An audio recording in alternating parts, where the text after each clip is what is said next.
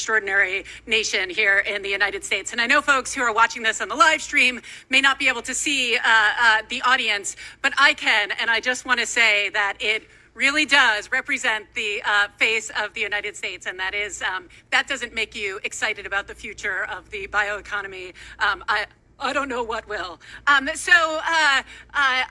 just want to note that, you know, as exciting as our day is, and we've heard some amazing stories that I think are incredibly inspiring in terms of the power of biotechnology to solve some of these challenges that we've heard about. It's also important to be aware that its use or misuse can raise legitimate ethical issues for which we need to engage society, as well as you heard this morning, safety and security concerns.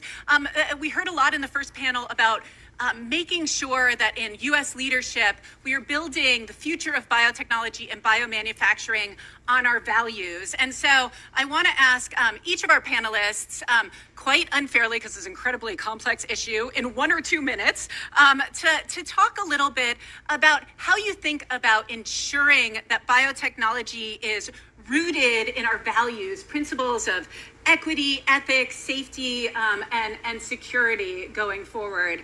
So maybe we'll start with President Berardino and then just move on down the line. Sure. I love those complex questions, especially as an engineer. We tend to think about the systems approach. How do we break it down and address it that way? So thinking about it, I'm going to address it in components. Like, it's who we train and how we train. It's what we value and how we express those values. It's what we do and how we do it. It's how we define questions and allow people in to help answer those questions. It's holding those values set and paying attention to them as we develop our training, as we develop our solutions. When I think about it, I think that we need to make sure that we make our fields relevant and relevant to people's lives. I love the story that Dr. Dyson showed. That is actually a real world example of how you take your passion, your values, what you learn, what you believe in, and apply it in a way that makes a difference with technology and how it is used for the better, for the broader good for everyone. Like making proteins from air. I mean, that's fantastic. I also want to draw our attention to the tools. You heard about all these breakthroughs, these cutting edge technologies. Those are enablers. These tools enable us. We need people who understand and can use the tools. We need a diverse group of people who can develop the tools and then use them responsibly. So putting that all together, if we are acting in ways that we include everyone, including those who we are trying to serve in the actual process, be it educational or be it applying or translating. So when we put all those pieces together, I think that's how we stay true to our values, and we use them in ways that can be impactful for the economy, for the social good, and for moving forward. Yeah, and I really appreciate those sentiments too, because it is about how we learn and how we can predict. I think that I'm a lover of nature, I'm a lover of biology. So if I look at what can we learn from nature and biology, and how can those lessons be applied to what's happening in terms of designing a material and going all the way through skill, and being able to think through all the different challenges that may come to be. If we look at just our general material world, we live in a world of ubiquity, and that ubiquity gets us in trouble. So not being able to predict what's actually going to happen, from whether it be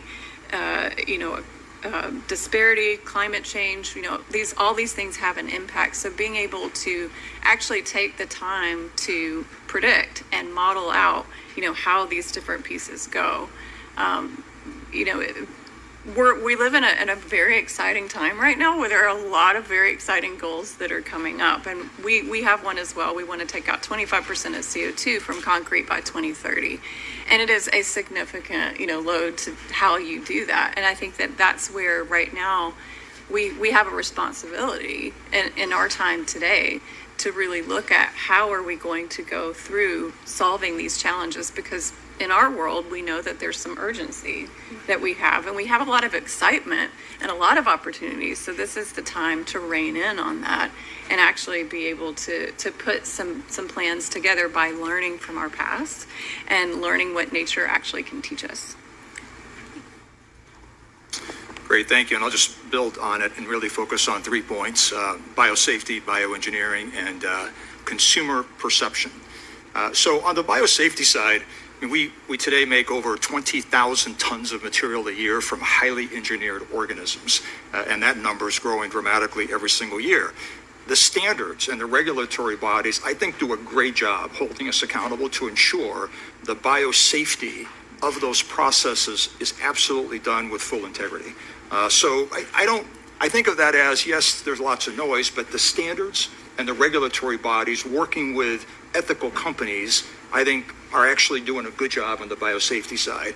I think bioengineering is the scary part. I mean, look, between what Ginkgo and Amyris does, it is crazy. It's like science fiction.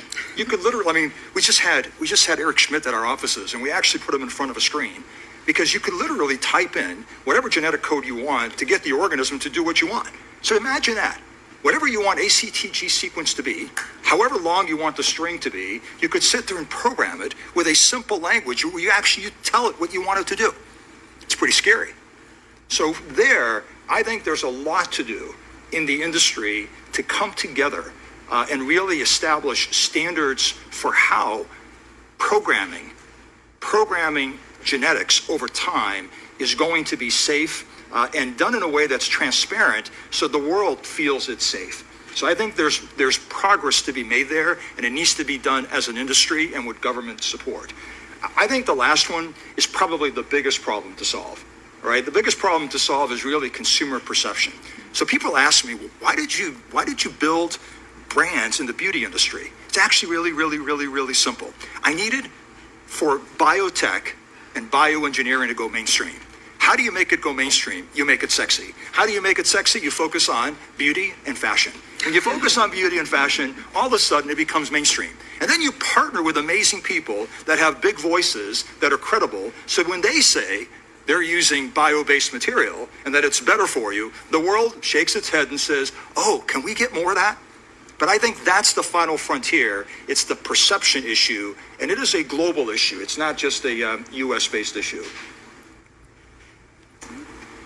Well, thanks for the comments of everybody so far. I think with DOE, we worry a lot about the issue of security, and we've been doing that for so long that it's important for all of us to think about when we are devising any kind of a new chemical or any way that we're doing it or any new device that we're doing, that we are conscious of security issues. But I want to shift, though, to something that Gilda and I have talked about together for years, and that's concerns about the workforce. None of this is going to get done unless you got the workforce. And right now we are struggling to get that workforce in place, particularly with COVID. Younger people who really want to be able to do something that makes a difference in the world, not just fuss around. And this is our time. This is our moment to go after that. That workforce, though, we have to know what the data suggests with regards to what it means to build that workforce, especially in diverse areas. We know that many of the by the data, that undergraduates don't go to graduate school from underrepresented groups because they can't afford it with a graduate stipend of $30,000 to $35,000 a year. Come on. So DOE is stepping out with that and saying, look, we've got to put our money where our mouth is, and that's why we're putting in the budget $45K a year for graduate students. Is that enough? Not for the brightest, because they can go off to companies, but it's a start.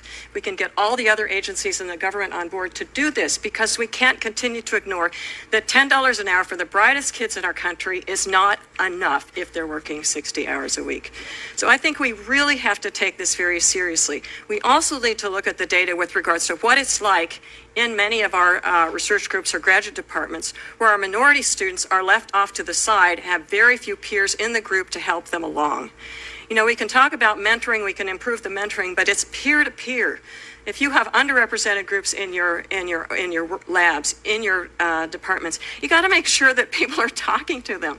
You know, Gilda and I just talked about the fact that, and another woman here, I wish she would raise her hand and say, you know what? As a young faculty member, if you're African American, white African American faculty member, what white guy would graduate student would want to work for you? Right? I mean, let's talk about that. Let's talk about these issues, because one of my colleagues, Sharon Neal from the University of Delaware, said, I asked her that. I said, what white graduate student, male graduate student would want to work for you? And she said, the courageous ones.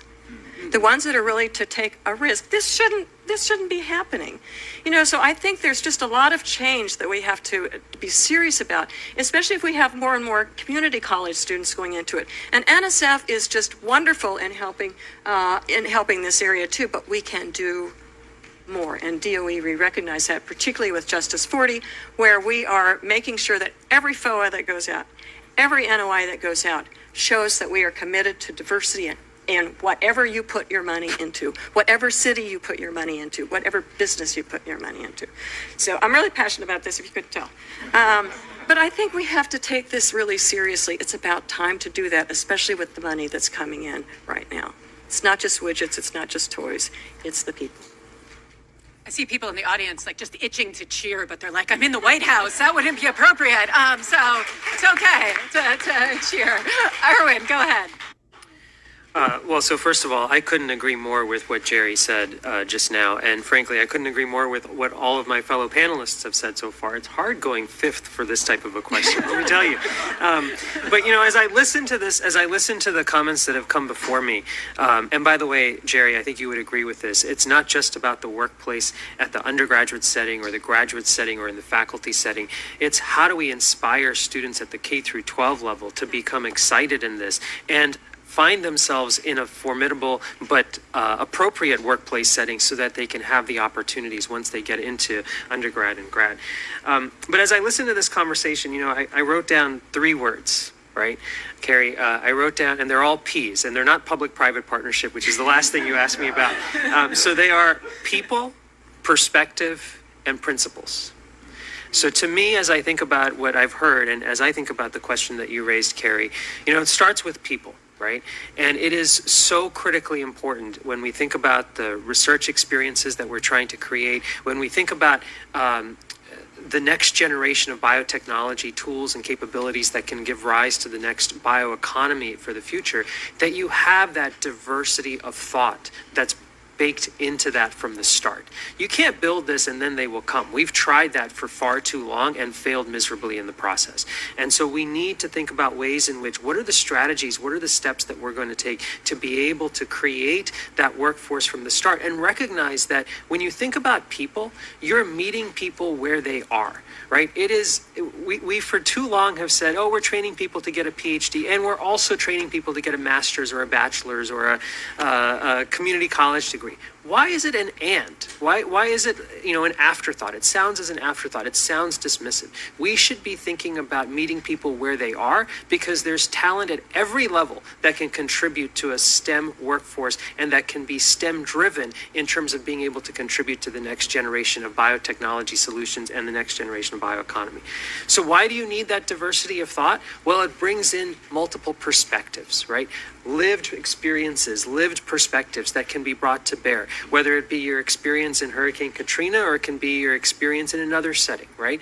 And also that perspective benefits when you have different disciplines that can come to the table as well. This is one of the reasons why at the National Science Foundation we take great pride in having a directorate that's focused on social, behavioral, and economic sciences. You need the SBE sciences at the table to think about humans in the loop and how you're designing technologies from a bioethical, from a safe and secure perspective. And so I think that is critically important, that the people drive that diversity of perspective that can be brought to the table. And that diversity of perspective is what should ultimately be giving rise to the principles that we employ when it comes to thinking about what is a firewall that we shouldn't be crossing, or what are the safeguards that we should be designing in when Ginkgo or Emrys or any other company is thinking about new technologies and capabilities, or someone in their garage is thinking about new capabilities when it comes to the biotech of the future. So for me, at the end of the day, it's people, perspective, and principles, because I think those three are really intimately tied to address the question that you put forward.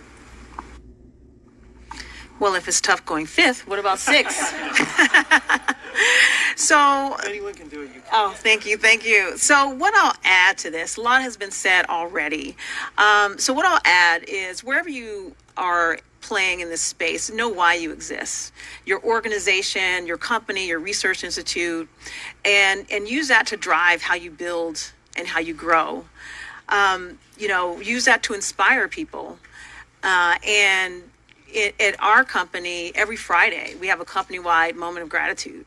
And I am inspired by the team and how they're inspired by each other, the gratitude that they show to each other about how we're building towards our objectives to have impact, the impact that we're looking to have. So I set that as kind of the base, just to add to all the comments here. And in our case, our air farming platform, it's all about creating products, creating food, nutrients in a way that's carbon negative, not just carbon neutral, but carbon negative, to have that impact that we're looking to have as we continue to increase our population and have to provide solutions. It's a way of making nutrients and products that use no arable land. So feedstocks are, renewable power and elements of the air primarily. And so it's a new way of manufacturing where you can manufacture in any geography, any climate, any time, day or night, rain or shine. And that's something that can have the impact that we're looking for. And in addition to that, creating things that are economically attractive so that they can be accessed by everyone, ultimately have an impact, here in America and globally.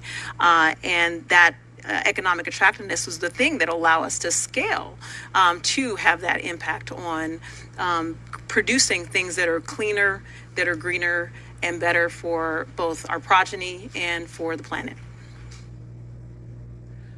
Well, I could probably spend all day talking to this group, but that would A, destroy my carefully crafted efforts to get us back on time, and B, my colleague Dr. Rosa would probably throw things at me. So I'm just going to take my own moment of gratitude and say thank you to all of our panelists for not just today, but everything that you are doing. Speaking on behalf of the White House Office of Science and Technology Policy, I joked to some of you at the beginning, today is a day of celebration, and tomorrow the work that we've laid out for ourselves in the executive order and launching this initiative really begins. And I am looking forward to working with everyone in this room and all of the folks out there tuning in as we engage in that work together. With that, Dr. Rosa, all yours. And what a great start to the morning so far. And the third will continue with exciting discussion and panelists. So without further ado, I'm going to turn it over to Dr. Liz Reynolds, Special Assistant to the President for Manufacturing and R&D from the National Economic Council. Thank you so much, Michelle. And great to see everybody again. Thanks to everyone who's here for this to celebrate this exciting moment. As part of the NEC, we're delighted to partner with our friends at OSTP and at the NSC to launch this EO and to engage all of you in this exciting moment. This panel is about biomanufacturing, but of course, as all of us know in this world, the process is the product. So biomanufacturing has been part of this discussion right from the get-go.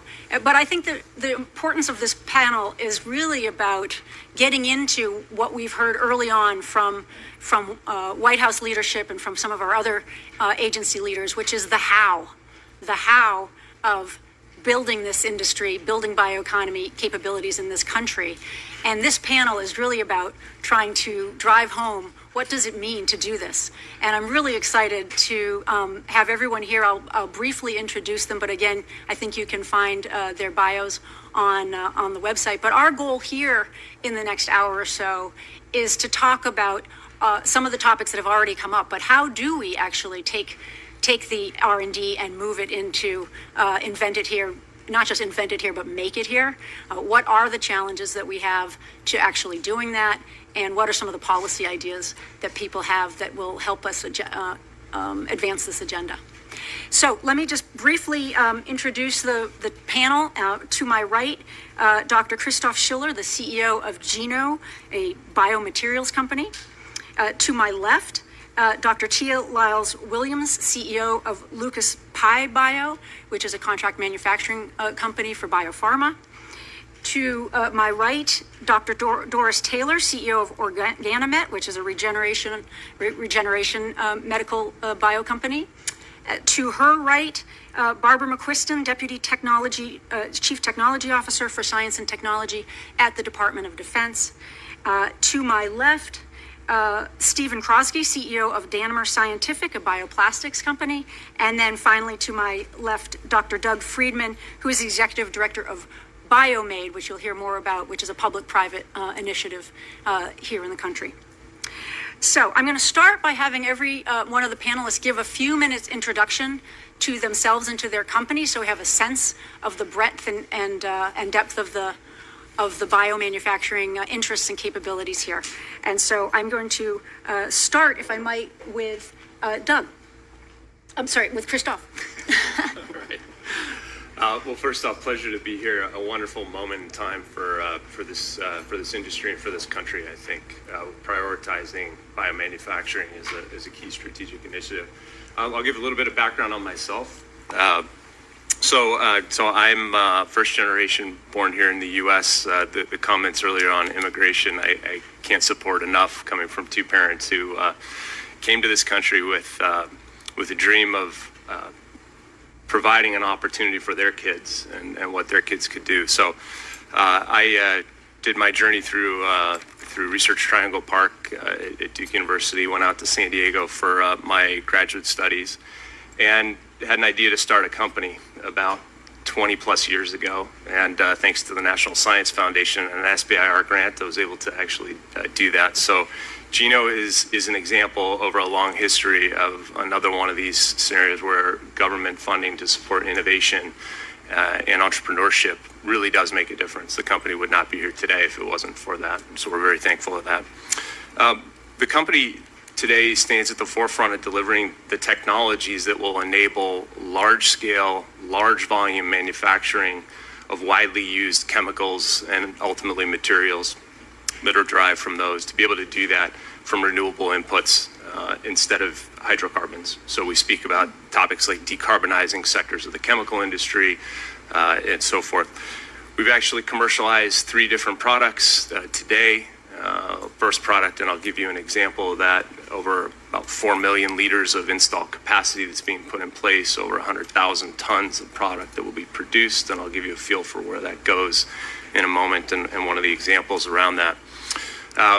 We talk a lot about being able to lead with technology and with manufacturing. Okay, so give you an example of what we've done in first product that we commercialized is a molecule that most people haven't heard of, and so the molecule itself, to John's point earlier, getting closer to consumer products is what will make this sexy. But I will tell you, the molecule is called butanediol, BDO. Think spandex, think PBT plastics, think electronics, cars, these types of applications. A product that's made today 3 million tons in about 30 different petrochemical manufacturing plants throughout the world. Most of those plants recently that are being built to produce that are from coal in China. We've delivered a technology that can use renewable feedstocks with nearly a 90% reduction in global warming potential to be able to deliver that product. So 100,000 tons is what we're on the path to seeing produced with our technology, but in a 3 million ton per year market. So if we really want to be able to drive scale in terms of climate impact, that's the size of the opportunity that's out there. That's one product. We're also on the march to bring renewable feedstocks to make plant-based nylon with partners, brand owners like Lululemon.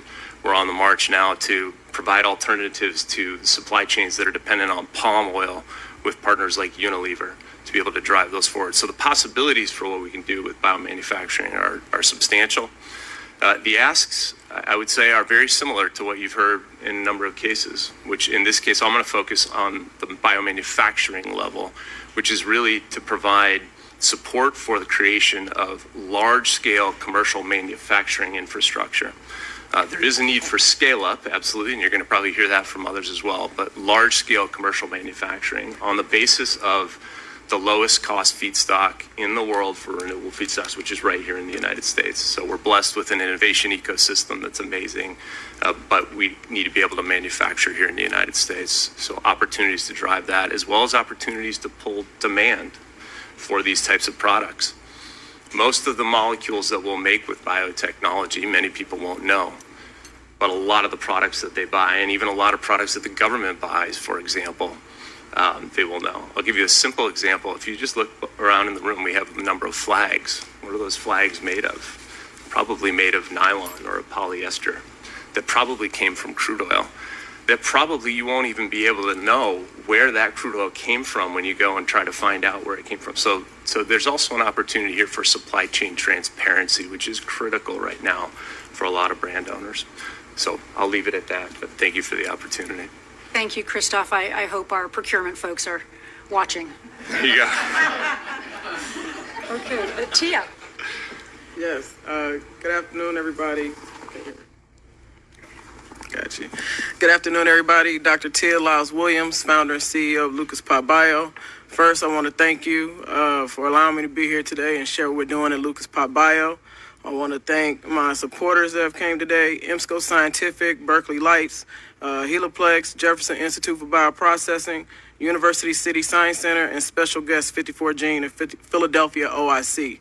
Lucas Pop Bio is a contract development organization, manufacturing organization. So what that means is that we manufacture drugs on contract, particularly biologic drugs. So if you had the opportunity to partake in the COVID-19 vaccine, those are the type of drugs we make: viral vectors, gene vectors, monoclonal antibodies, cell therapies, you name it, anything large molecule or biologics we're able to make. Right now, we're able to service our customer needs for preclinical studies. We work in partnership with Thomas Jefferson University at the Jefferson Institute for Bioprocessing, as well as a cell line developer based in San Francisco, Celtheon. We're able to produce material and develop manufacturing processes for those biologic drugs, everything up until the point of sitting with FDA and getting permission to enter human clinical trials.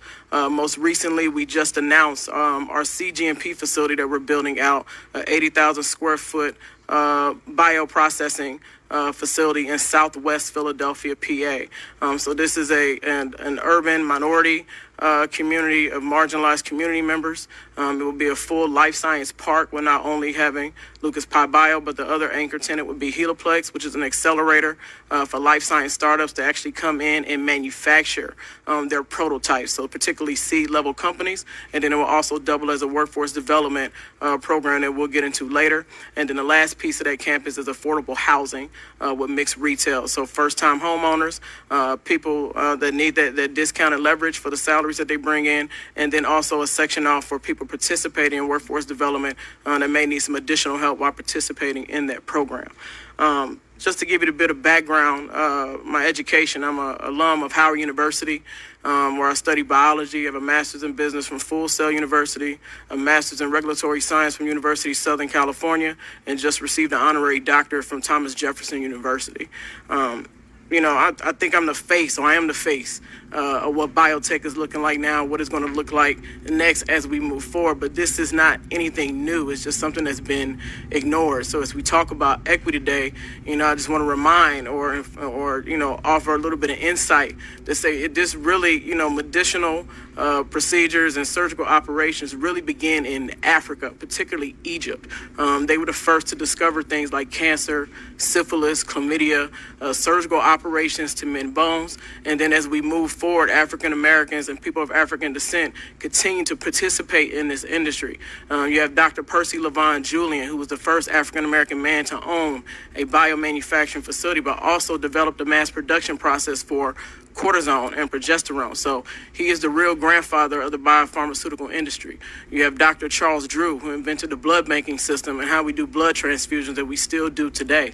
You have the Tuskegee Airmen experiment, unfortunately and fortunately in some retrospect. And then last but not least, you have Henrietta Lacks, whose cervical cells are literally the foundation of this $1 trillion industry that we built here in Western medicine.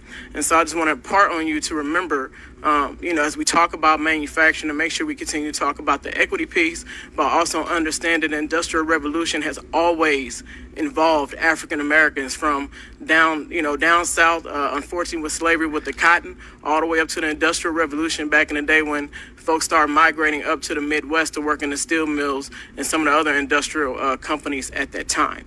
And Lucas Pop Bio is at the forefront of that. Our C-suite is around 95% of people of African descent, 50% women. So we're really integrated and making sure that not only are we actively participating in this industry and doing the work to get the drugs that the patient needs, but also making it an equitable table for all members of America and around the globe to participate, not just as patients, but as employees, entrepreneurs, and all the way up to the C-suite. Thank you. Thank you, Tia. Great. Doris.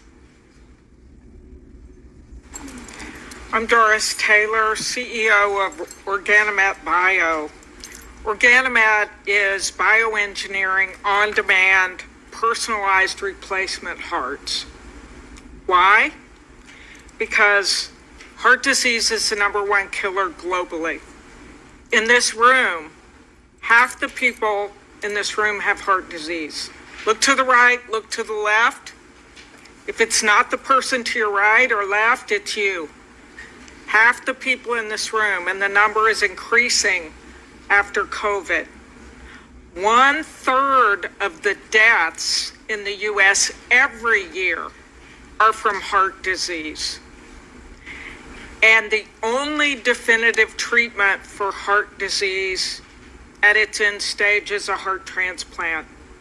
And yet, in the U.S., we only transplant 10 hearts a day, when there are 3,200 people on the waiting list.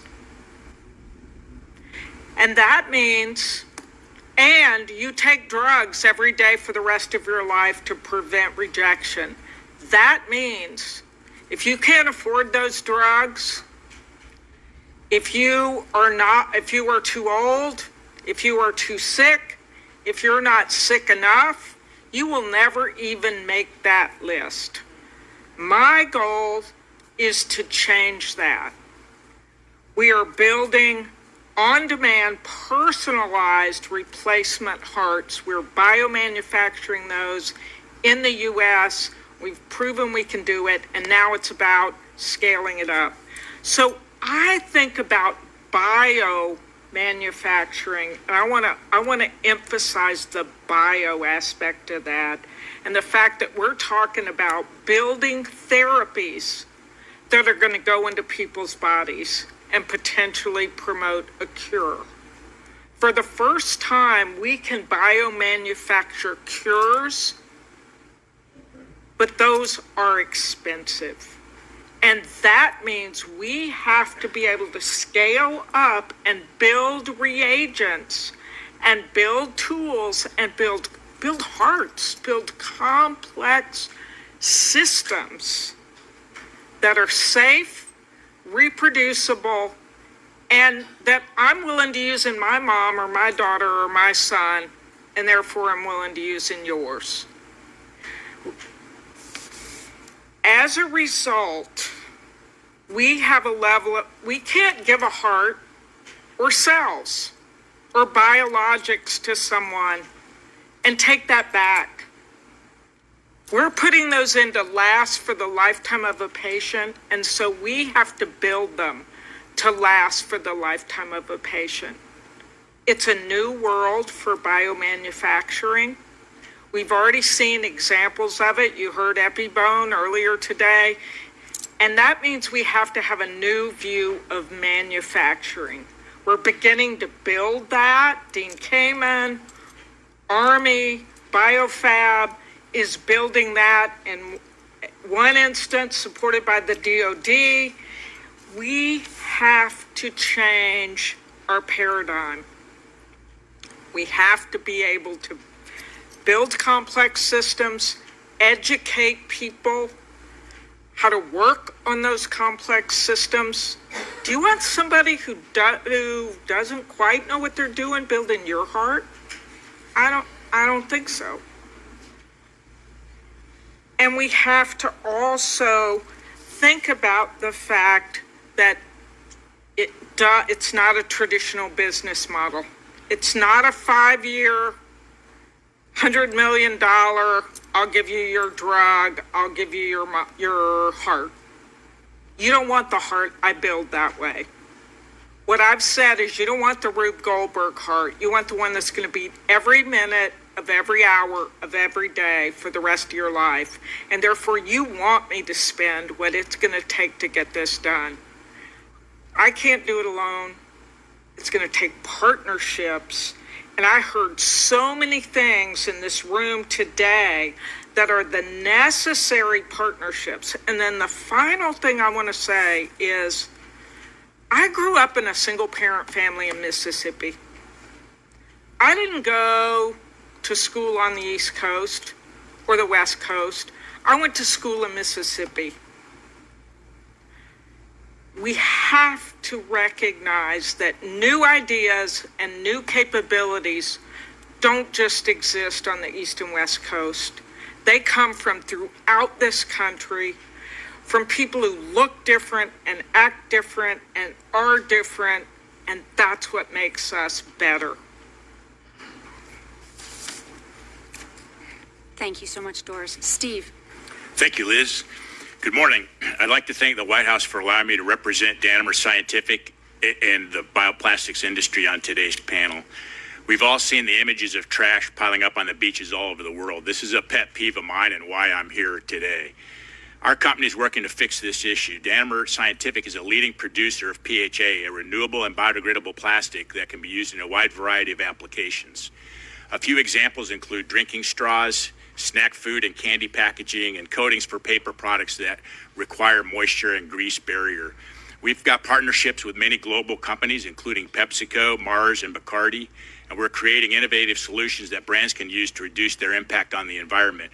Starbucks is using our home compostable, or straws made from our home compostable resin today in all their U.S. stores. So I was real happy to see Starbucks out there today. Thank you. Our material has been certified to quickly break down in marine, freshwater, and soil environments, as well as in home and industrial composts. While we certainly don't encourage littering, our material breaks down completely without leaving behind microplastics. And I will briefly explain, in hopefully in layman's terms, how this product's actually made. It's nature's way of recycling carbon. It exists. It's ubiquitous in nature. If a leaf falls from a tree, there's microorganisms in the soil that will consume the carbon in that leaf. They convert the carbon in the leaf into another form of carbon for their own metabolic uses. That carbon is PHA. So we replicate that process in fermentation. So I call it bug fat. We fatten these bugs up, and then we break that cell wall open. And by the way, the scientists will all discourage me after this because it's not fat, it's carbon. But we break that cell wall open, and we extract the PHA from inside the cell wall. And that's the beauty of it. That is the plastic resin. And so if it escapes or leaks into nature, it's a preferred food source for bacteria and will go away, even in a marine environment. Our company was founded in 2004 in Bainbridge, Georgia, a very rural community in the southwestern part of the state. And I'd like to give I guess Tia gave the first shout out actually, but I'll give a shout out to all the farmers and local business people in Decatur County who had a vision of a better future and funded this company for the first 15 years of our life. It's really cool to be here today, and hopefully you folks watching at home, you should be proud of where we're at now.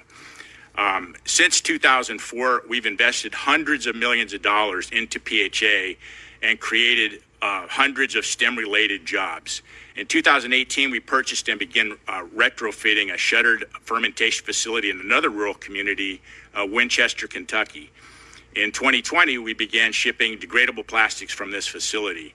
We recently broke ground on a new manufacturing facility in Bainbridge that will increase our capacity to approximately 190 million pounds of plastic resin and create an additional hundreds of well-paying jobs.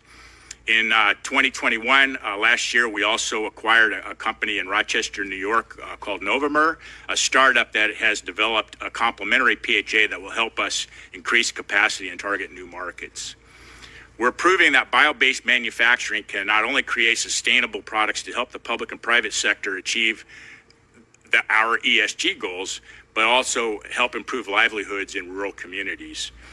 You can really see the positive impact our company's success has had when you go to the little square in Bainbridge and see the bustle and hustle of activity there and all the new businesses that's starting up, things that weren't there 10 years ago. I find it very exciting. The National Biotechnology and Biomanufacturing Initiative, just announced by the White House, provides the vision and essential framework for growing the U.S. bioeconomy, and I applaud President Biden for his leadership. Thank you. Thank you, Steve. Doug. Thanks, Liz. I am so pleased to be here today with you all. This day has been a long time coming. And I want to first thank President Biden, his leadership, as well as the leadership of countless individuals, many of whom are in this room, many of whom are not in this room, many of whom have been working on this for a decade or more to really get to this point, which I truly believe is a pivot point. We are at an inflection point in biotechnology and biomanufacturing. And I am also pleased to be going at the end of the day after we have heard from so many companies, so many federal agencies really talking about the whole of government, whole of country approach to attacking this problem and really making a substantive difference. I am also pleased to represent BioMade, a Manufacturing USA institute focused on bioindustrial products. We were catalyzed by the Department of Defense almost exactly 2 years ago. Our 2-year birthday is in 6 days, which is really hard to believe. And we are now working with companies, universities, nonprofits, community colleges in almost 30 states. So to the point about how biotechnology and biomanufacturing is really a whole of country approach, if we do not have all 50 states, plus the District of Columbia, plus Puerto Rico, plus other parts of the country, all in it together, we will not reach the full potential, the $30 trillion potential that was discussed earlier today. I'm also pleased to announce that today we have our next crop of projects kicking off. So we have almost $20 million of effort across 9 projects, that include some of the companies and universities that have been represented over the course of the day. It's noteworthy to me that of the panelists that have participated in this summit, more than half of them are involved in BioMade today. And my message to the half that aren't, and to all of those that are out there, we really hope that BioMade can serve as a bridge to help bring the governmental sector and the private sector closer together, translate for you, so that the economic promise that we've been talking about today comes out. I want to thank Representative Ross for bringing up community colleges very early in the day. BioMade focuses on technology and innovation, but we have a very strong workforce development push led by Dr. Tom Tuban, our head of workforce development, who really is a master of working with the community college infrastructure in this country. If you look at how biology and biotechnology has evolved over time, it has largely involved 4-year universities. And that's not necessarily surprising as you watch a technology go from early stage to getting closer and closer to commercialization. But as we really start to think about what does manufacturing look like, if we are at the scale and having the impact that we're talking about, the community college infrastructure in this country is a national treasure. And we should be leaning heavily into that and leveraging it and building on it to represent the diversity that we can. The final two comments I want to make are also about standards, norms, safety, security, and transparency. We have a thrust that we call 4S, safety, security, sustainability, and social responsibility, that permeates everything that we do. And I've been exceptionally happy that the companies that we work with are really the driving force behind this. Companies that have started in this industry really take very seriously all four of those pillars and want to work together, want to work with the academic sector, with government, with civil society writ large, to make sure that that maintains and sustains as the industry grows. And the last thing I'll comment on as we get into the discussion here today is that biotechnology over the last 20-ish, 30-ish years has been sustained by billions of dollars of U.S. federal investment. Every single federal agency has played a role in one way or another over that time. And now we are at a point where we have to take all of that underlying innovation that we have and that we have developed and that we have supported and translate that into commercial enterprises, companies that have a wide diversity of business models, some that are focused on products, some that are focused on platforms, some that are focused on underlying technologies, some that are focused on sensor systems. I could go for a long time, but I will stop here. Bring them all together and build to commercial, profitable enterprises that ultimately deliver the solutions that are contemplated in the initiative that we're discussing today. And that's what I hope BioMade, with the federal government, with the rest of the ecosystem that's been developed and will continue to develop, can do simply as fast as possible. Thank you, Doug. And last but not least, Barbara. Thank you. I'm really happy to be here. My career has been at DARPA and now over at the DoD under the Secretary of Defense and the Science and Technology portion. And, when we at DARPA, we're dreaming about, what could be possible and looking at where the technology could go, how it would impact our mission's performance, the future global challenges that we have here. And many of you here are a result of a lot of the investment that was made in the early stages of being able to dream and make that happen, where we have Amyris, Biomason, Ginkgo. I mean, I could go on and on with a lot of people in this room right now who probably could point back to some of their roots of where they were. SBIR program, that's awesome, and DARPA, but these investments are extremely important. One of the good things about DARPA is they can prove where you can push the frontier, but there's a whole other portion of investment that has to go forward in order to have manufacturable support of the product in the industrial base. And the Defense Department cares a lot about that. We care a lot about that because we buy materials, we buy lubricants, we buy sustainable fuels, we buy resins, precursors. There's so many things, rubber, that we're dependent on for our supply chain, that we really pay attention to how the industrial base is working and what can we do to move forward so that we have national and economic security that we can have for this country and our domestic manufacturing. As Secretary Hicks mentioned, we have $1.5 billion in biomanufacturing going forward, and a lot of that is in our manufacturing innovation institutes, both of which are represented here. You just heard from BioMade, and there's BioFab and Army out there, which is Dean is in the back there, so Dean Kamen.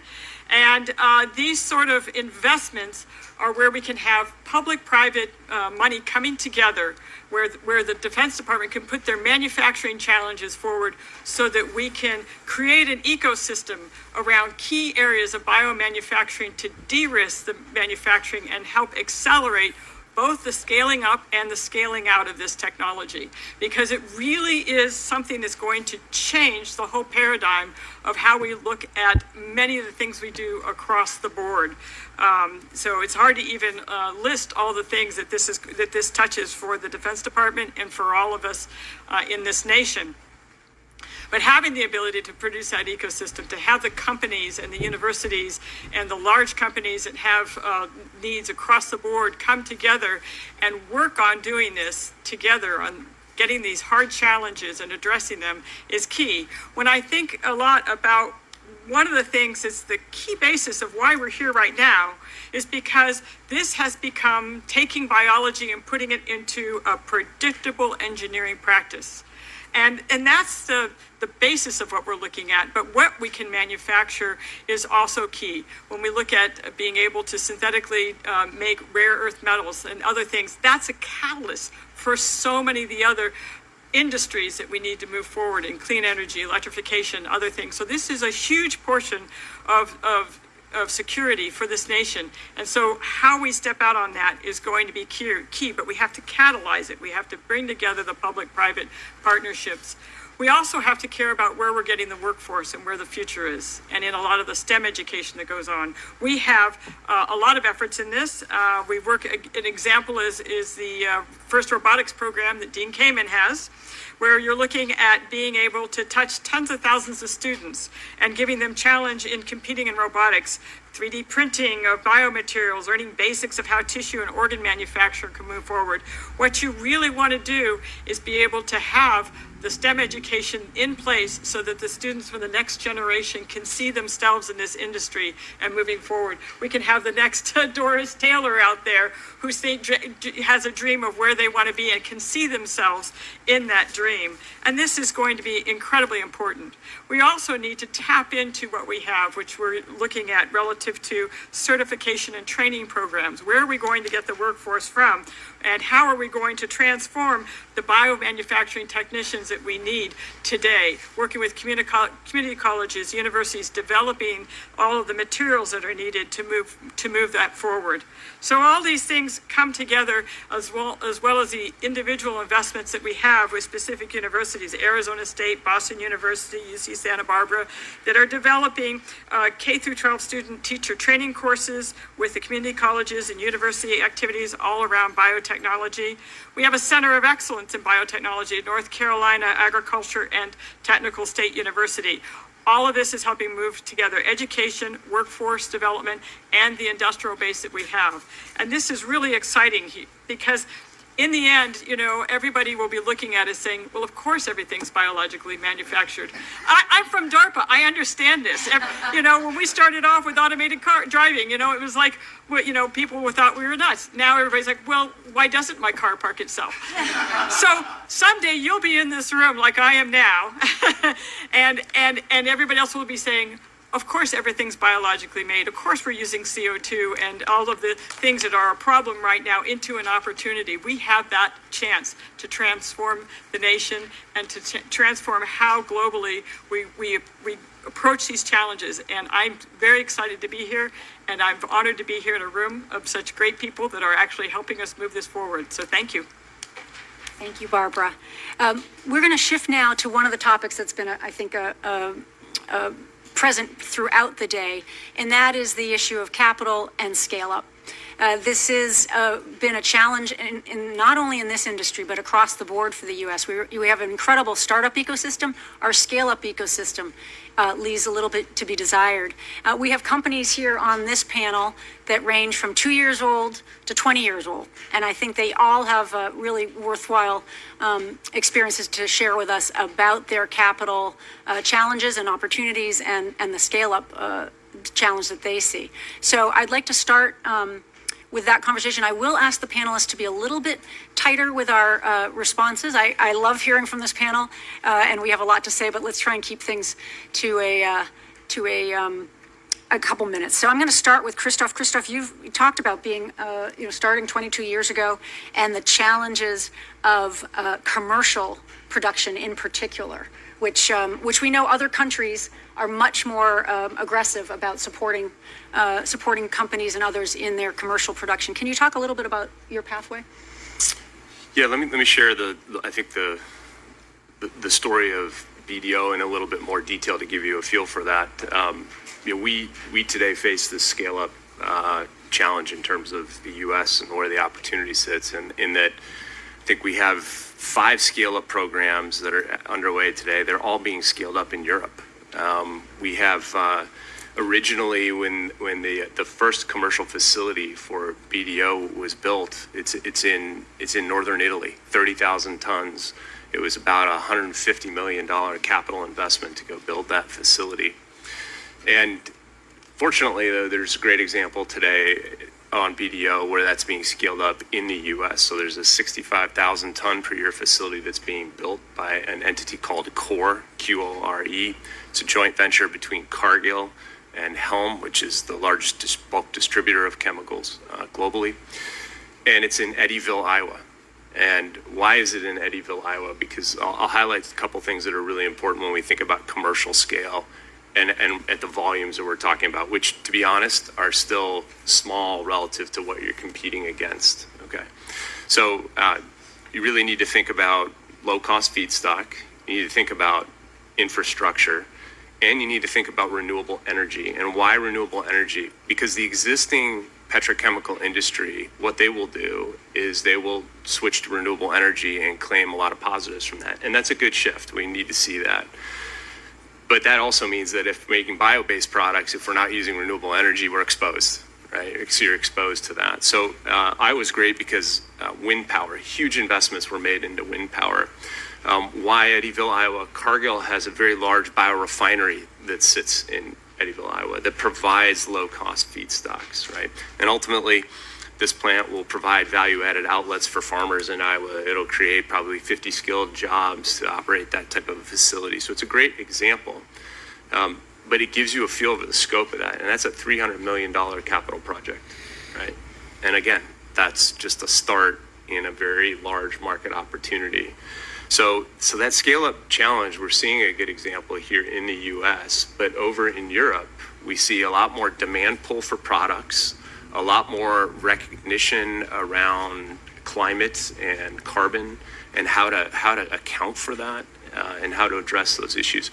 So it's this opportunity, right? Lowest cost feedstock in the world here in the U.S., the innovations here in the U.S., if we can get the ecosystem right, which we're making good progress, I think, here with what's happening today, there's just a tremendous opportunity. But there has been a history where we've had to go elsewhere for a lot of this. We lived that firsthand. Thank you, Christoph. And I think to your point about demand pull, hopefully we see a lot of activity by this administration, particularly around the Inflation Reduction Act and climate-related things that are going to help with that. When you talk about the ecosystem, I want to turn to Doug, whose institute, one of the 16 Manufacturing USA institutes. If people are not familiar with these were set up for a decade or sooner and are focused on trying to move from lab to market, because that we have understood that that's a weakness here. And so 16 across different types of technologies, including I want to mention Kelvin Lee, Executive Director of Nimble, which focuses on biopharmaceutical innovation as well. Can you talk a little bit about your being a bridge on this scale up point and just briefly explain kind of how that works? Sure. I'll tell a very brief story that I think clearly articulates what is going on here. When Biomade was negative 18 months old, so about a year and a half before Biomade existed, the Engineering Biology Research Consortium pulled together as many companies as would show up in a room to talk about what does the industry need to be successful as an industry, right? To do exactly what we're talking about. And it was a listening session. The number one thing that came up, literally every company who showed up in one way or another brought up scale up infrastructure. Now, it turned out at the time that was like the only thing off the table. So we're really grateful to the DoD for stepping up in a serious way right now to throw that on the table. But that's what we heard. And we heard story after story about how companies were getting to the point where they've developed a set of underlying technology. They have products that they sort of know how to make. We can get into that if we have time. But they need to scale them to the point where they're making a relevant amount of materials so customers can test them. And virtually all of them were going outside of the US. And so this idea of how do we think about scale up infrastructure in a networked and cohesive manner that's able to capture the most relevant parts of the chemicals market. And so the other aspect of this to bring up that I really appreciate Christoph commenting on the scale that Gino is talking about is still small compared to the industrial chemicals market. I urge you to just think of the petroleum industry, the whole thing. That's what we're talking about, right? That is what we are talking about. That is the scale of carbon that we are talking about. And in order for that to have a meaningful impact, in order for all of these technologies to have a meaningful impact, as quickly as possible, companies need to spin out a kilogram, a few kilograms, a ton of product so that customers, like the DoD, for example, can go test that, right? How does that work in a system that is relevant, right? How do we get that in the hands of customers quickly? How do companies fail in product development quickly, right? Would you have to wait a long time and go overseas? That's a lot of money, right? You're burning money. A product fails. Now all of a sudden you don't have any money, your company goes out of business, right? That is a pretty bad place for the industry to be if companies are going out of business when their first or second product fails. You've got to be able to iterate quickly. And so the idea of how scale up manufacturing and what role CDMOs in the bioindustrial space work is a real opportunity now. And I think this initiative provides a really strong foundation that now many federal agencies, and I really hope Congress, take some ownership over and say, if we're going to do it, we have to do it right now because we are already behind, but we have an opportunity to catch up, and we have an opportunity to catch up in a way that the companies build their manufacturing capacity here.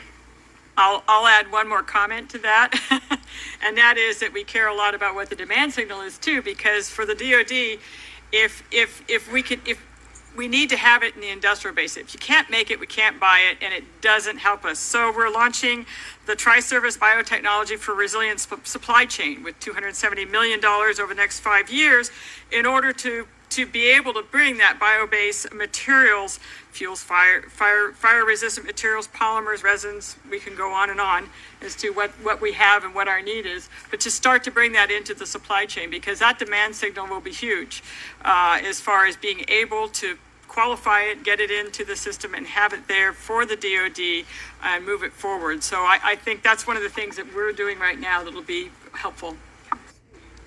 Say one thing, Doris, yeah. We have to do this for biology too.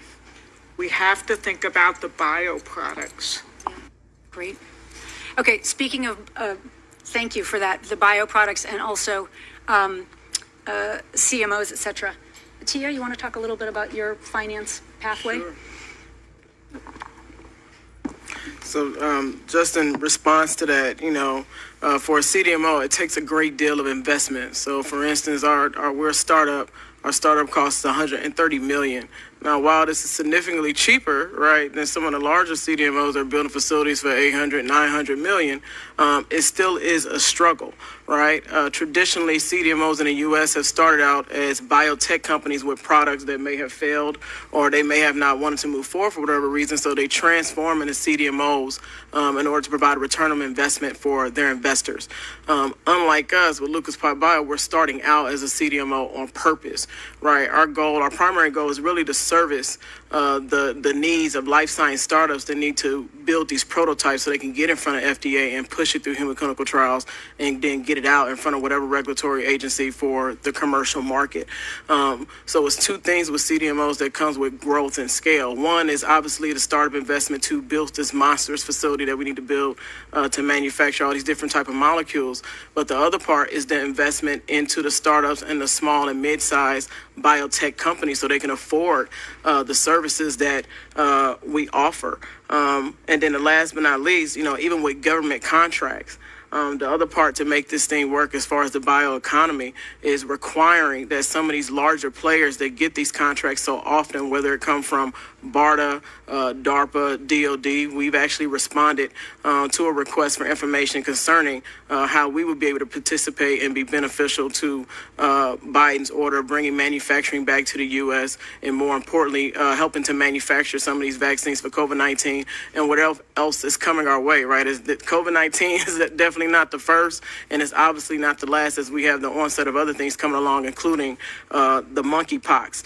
So with the bit of the government contracts, what we offered in our proposal to the response to BARDA was that a requirement needs to be there, similar to how you have in the construction business, right? You have construction companies, architect companies that subcontract to minority companies. It needs to be done the same way in the CDMO industry in order to build up this bioeconomy that's going to be equitable in all types of communities and not just the same suburbs that has always been traditionally.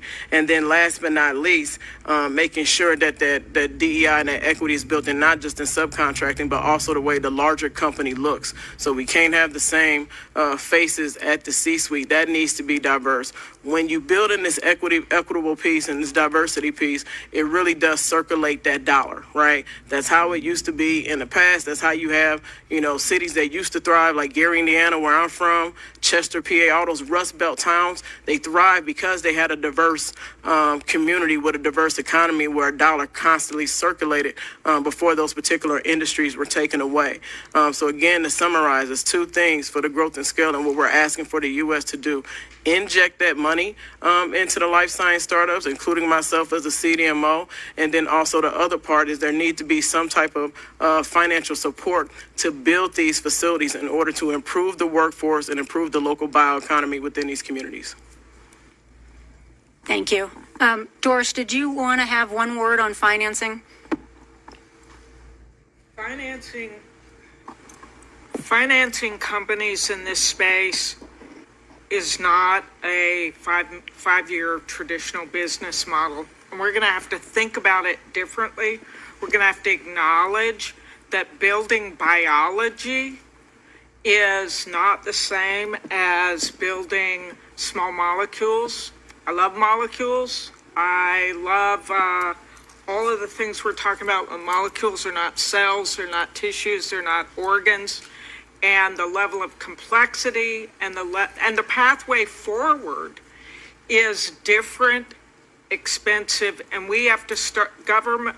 I believe government has an opportunity here to actually enable companies to move beyond simply the idea and get us to some successful products. Thank you. Great. Let's shift now to the other, I think, another key topic that we've heard all day about, which is workforce and developing the workforce for this industry going forward. Certainly, we have a labor shortage, as we know, across the country now, and we certainly had a labor shortage, particularly in manufacturing, before the pandemic. And trajectory-wise, that will continue, and given demographics, et cetera. So how are we going to bring in the next generation of workers? And I think the opportunity here, as we've heard, ranges from our high school and community college kids all the way up through PhDs. So let me first turn to Steve and what you've been doing, as you said earlier, in Georgia and in Kentucky to recruit and to train workers in your business. Sure, Liz. First, I have to say I looked to my left and to my right, and I realized Doug was obviously a member of BioMaid, so that means I'm not. But we'll fix that. Okay. Hopefully, my heart's okay. Okay. So we have fantastic employees, but we operate in a very rural community. in very rural communities. So you can imagine if you need to hire somebody with a master's in chemical engineering or a PhD in microbiology, that's tough to find. One of the things that we've done to help mitigate this is having a fairly robust internship program where we identify kids at the high school level and start bringing them in the summers, and then we help sponsor them when they go to college. And we have had several kids like this who started with us in high school and went on to get PhDs and have now come back and worked for us. And I think this is something that the government could help us with by subsidizing internship programs, developing scholarships for STEM scholarships, but tied to the student coming back into that rural community to get their first job. And so I think those are some fairly simple things that could be done to help. That's just great stories, Steve. Really inspiring. Tia, did you want to say about from rural to urban? Sure. I think, we talk about K through 12 and college and the PhDs and things alike, but the target market that's really missing is the workforce, the ages between 25 and 45. So for Lucas Pi Bio, we're partnering with several organizations, some that I mentioned here today, EMSCO, Jefferson Institute for Bioprocessing, UC Science Center, and building a workforce development program that targets the market from not only entry level, but all the way up to C-suite and pops out to entrepreneurship. The entry level program is a 36-week program, paid. They come in, they learn to become a bioprocess operator and a quality control technician. They even have an opportunity to gain 6 college credits, whether it's graduate or undergraduate, particularly from Jefferson Institute for Bioprocessing. And the reason why we're targeting that market is because they're already experienced, right? They've already been in the workforce. They know the nuances of communications and the expectations of what to do when it's on the job. And more importantly, after that, it provides the next generation from K through 12 to see somebody that looks like them actually doing the work, being able to come in, whether they have a degree or not. Ours is a minimum of a GED or a high school diploma. However, we do welcome people that may have degrees. But the point is they need to actually see people actually doing the work to get them interested to, what was the word today, to make it sexy, right? To get them interested in doing this type of work. And more importantly, again, building that bio economy. As far as the members of marginalized communities that may already been working in biotech, I'm the face of that. I've been working in the industry for 22 years. I've worked at Baxter, I worked at GSK, I worked at Amgen, Lonza, you name it, I've been there. All these companies that I've named, I've never once got hired directly. I've always had to go through a hiring agency or a temp agency. So that means I often went 6 months to a year with no benefits, no PTO, every time I had to move and start over. With our program, we're requiring that these graduates from our program to be hired permanently as employees. There is a 120-day probationary period for the company to say, okay. Once the company says, okay, they pay 12% of that salary back into this program so that it remains free.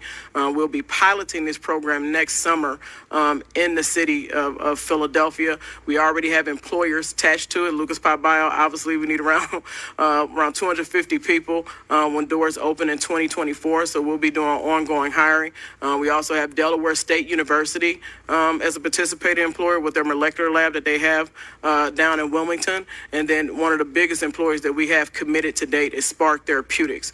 And I think the reason why we're able to attract somebody like Spark Therapeutics is because it's not just the academia portion of the curriculum with Jefferson Institute for Bioprocessing or UC Science Center's BULB program, but it also includes the industry trade organizations such as ISPE, ASQ, and RAP. So now it's not just Tia and her company, her partners saying that these individuals are qualified to do the work. Now we have third-party certificates of completion and certifications to advocate for them to say, hey, these folks are ready to work. But that is really the target market we need to concentrate on if we're going to level the playing field and close this wealth gap in marginalized communities. Thank you, Tia. That is really inspiring and speaks to the whole ecosystem and how we build partnerships. And I just want to do a shout out for 4 of the winners. Senator Warner talked about the Build Back Better Regional Challenge.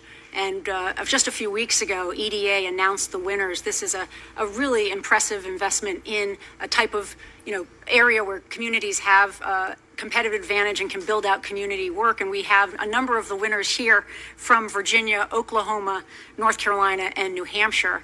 And this is exactly the kinds of programs and ways in which we are trying to build out not just the technology, not just the R&D and the scale up, but the workforce and the impacts on place. So very excited about that. We are needless to say, running out of time. So I'm going to wrap us up at this point with with an exercise that I think should be interesting and engaging, which is to ask each of our panelists to, in a minute or so, let me just say in a minute or so, to talk about what policy or policies you'd like to put forward and have this broader community consider and be part of our initiative here around building the bioeconomy.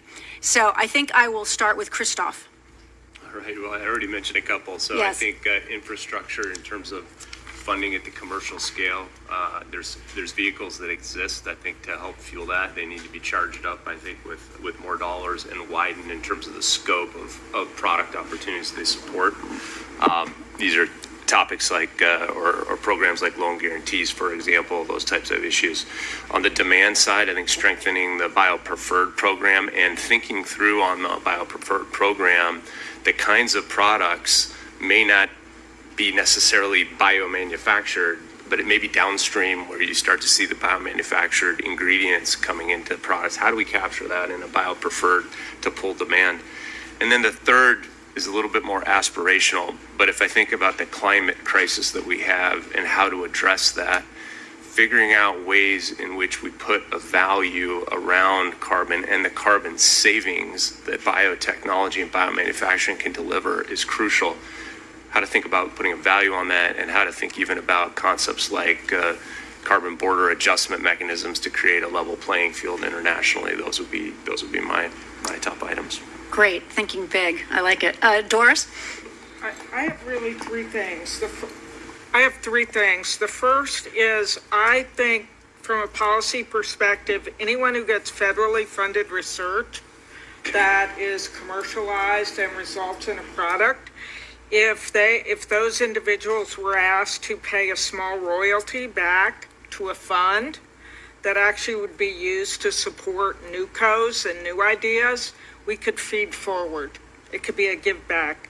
I think number two, if the government created online tools to educate both process and engineering people about biology people about process, we could shorten the path to products and decrease risk.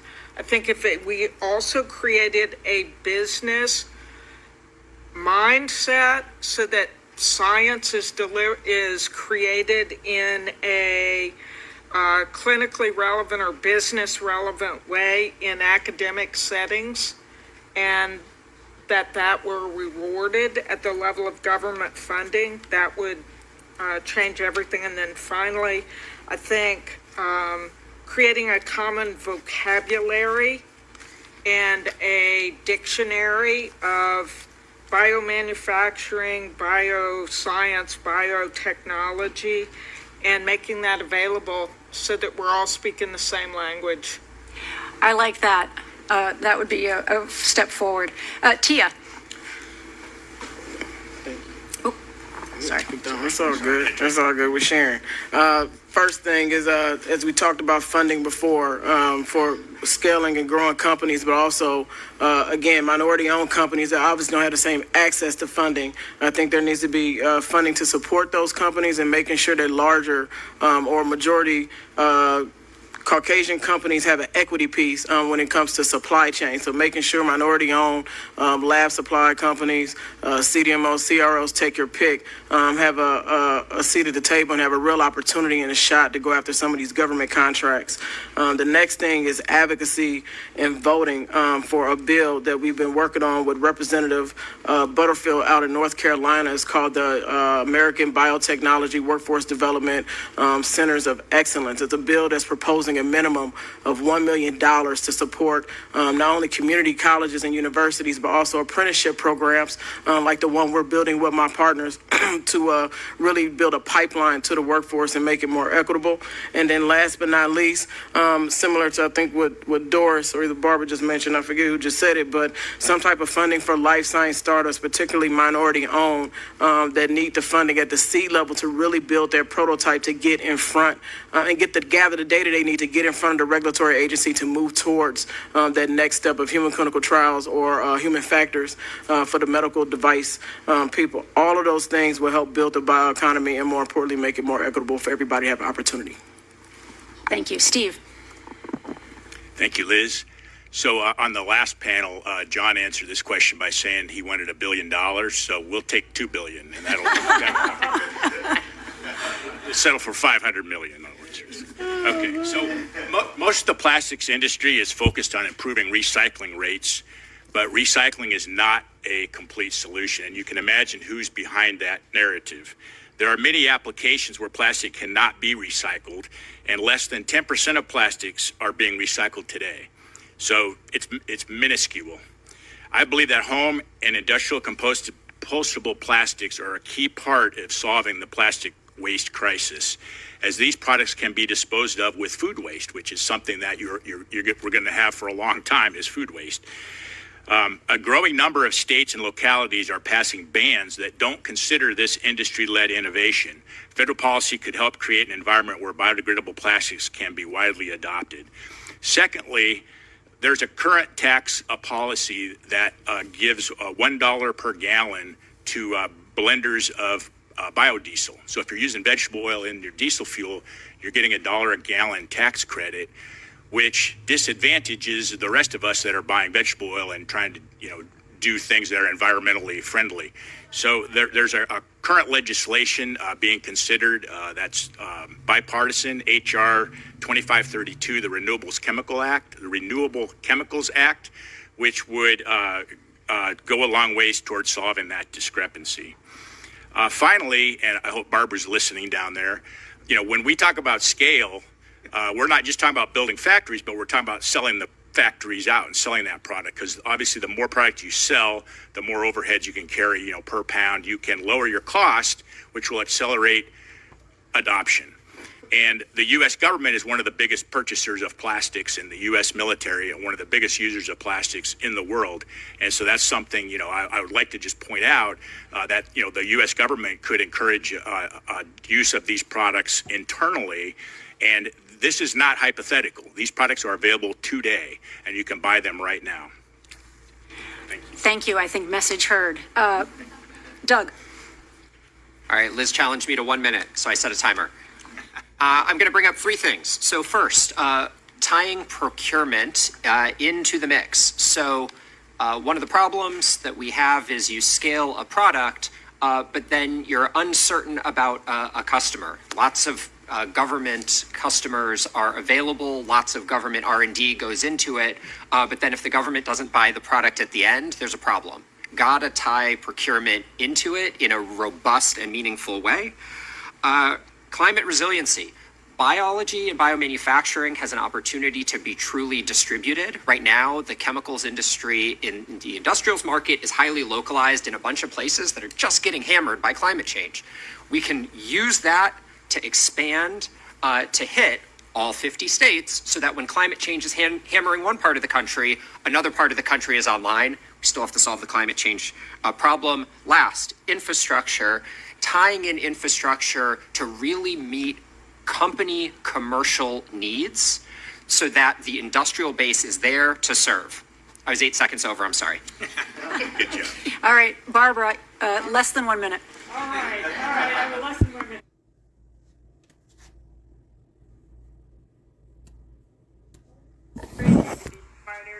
And government needs to take a strong hand in that to make those tools available and to work that. Public-private investment and working cooperatively with the industry, but also looking at how we can accelerate regulatory processes under the new paradigm.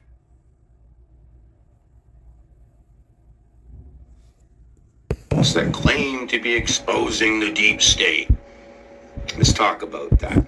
In today's episode of What Are We Intentionally Not Being Told by the Big Quote-Unquote Truther accounts that claim to be exposing the deep state, let's talk about that.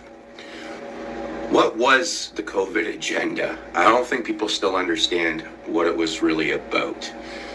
So let's talk about the National Nanotechnology Initiative since the year 2000. The NNI established the foundational definition and research framework for nanotechnology that enabled the rapid development of COVID-19 vaccines.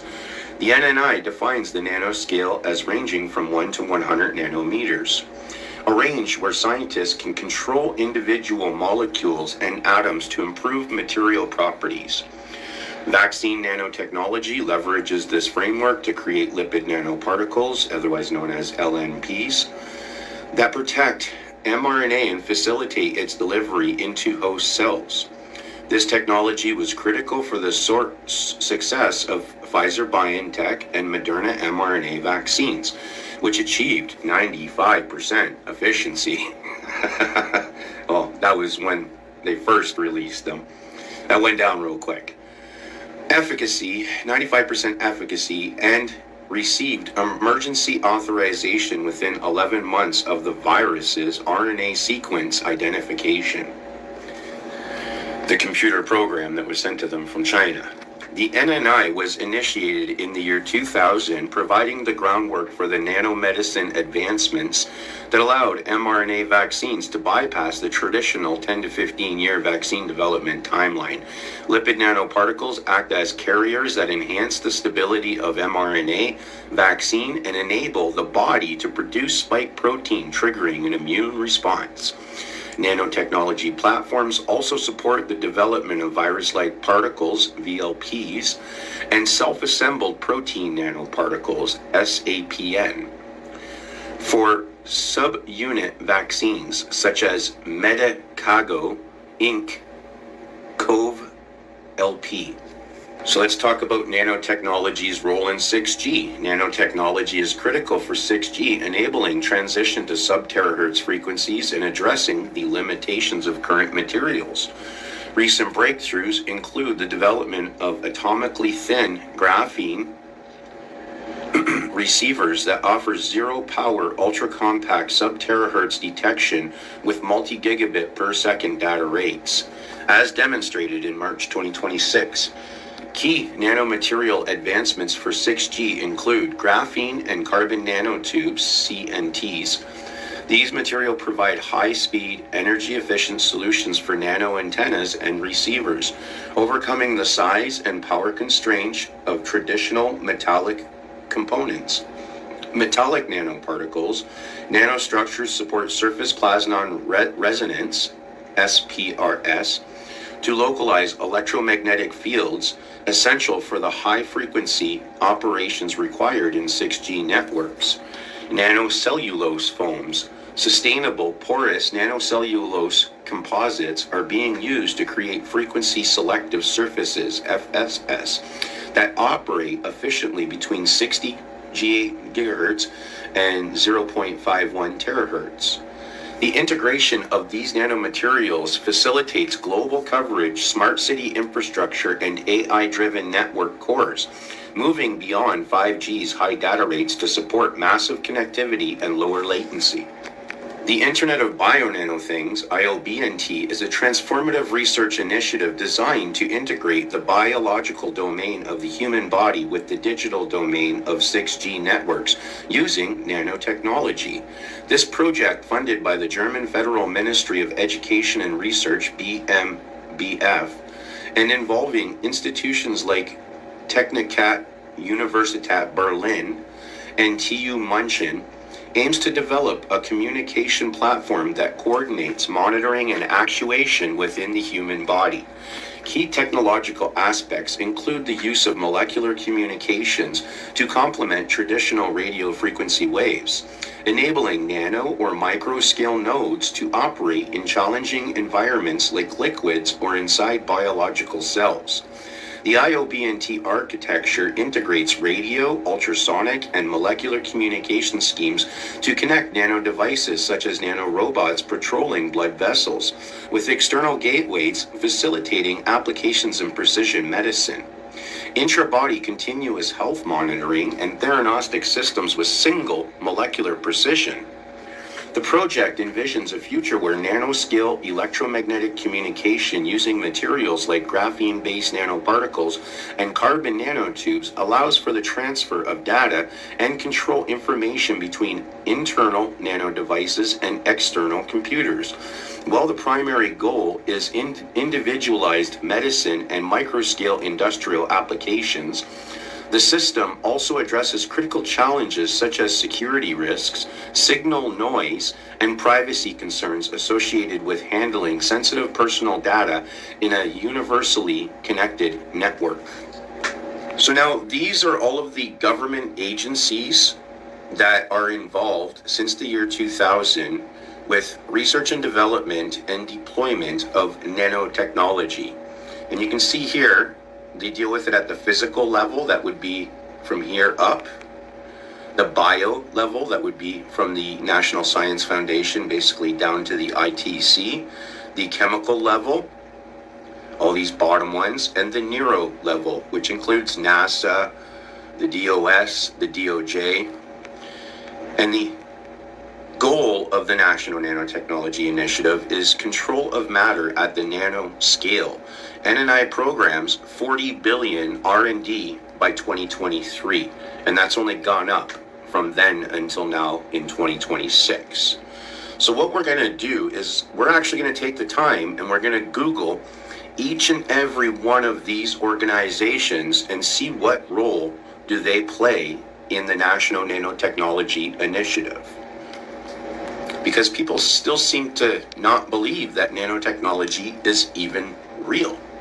Well, it's very real. So on this one, it's going to be the Department of Energy's role in nanotechnology. The U.S. Department of Energy, DOE, is a primary federal investor and coordinator in nanotechnology, playing a central role in the National Nanotechnology Initiative to advance energy, economic, and national security missions. The Office of Science leads this effort by managing a broad range of pioneering research in nanoscale science and engineering, with the majority of funding directed towards fundamental phenomena, nanomaterials, and major research facilities. Key areas of the DOE involvement include nanoscale science research centers.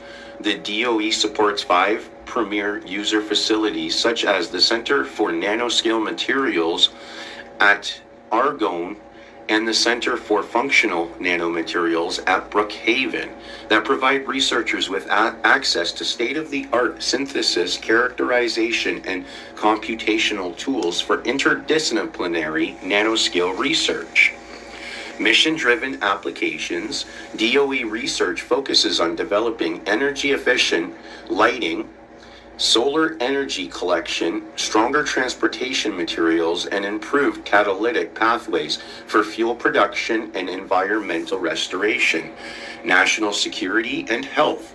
Through the National Nuclear Security Administration, the DOE applies nanotechnology to stockpile, stewardship, pandemic preparedness, and the development of advanced materials for national defense, while also maintaining environmental, safety, and health guidelines for handling engineered nanomaterials.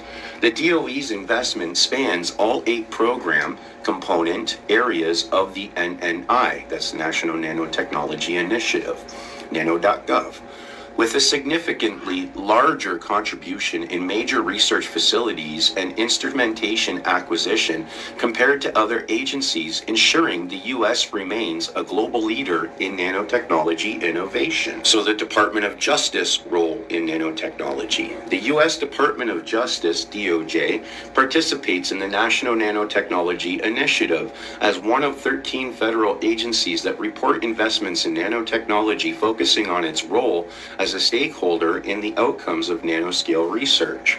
The DOJ is a member of the Nanoscale Science, Engineering, and Technology Subcommittee, which coordinates federal nanotechnology planning, budgeting, and program implementation across 26 federal agencies.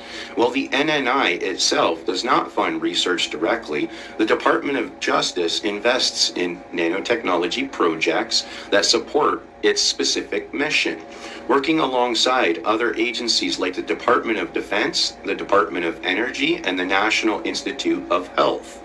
The DOJ's involvement includes accessing and contributing to NNI documents such as federal plans, strategy documents, and scientific reports to address societal, ethical, and legal concerns related to nanotechnology. So the EPA role in nanotechnology.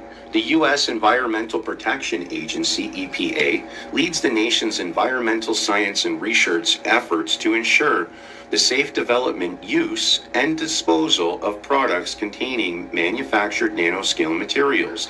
The agency defines nanotechnology as the understanding and control of matter at dimensions between approximately 1 and 100 nanometers, where unique phenomena enable novel applications, like a novel vaccine. Key EPA activities include characterizing nanomaterial occurrence, examining their environmental fate and transport, and estimating human and ecological exposure.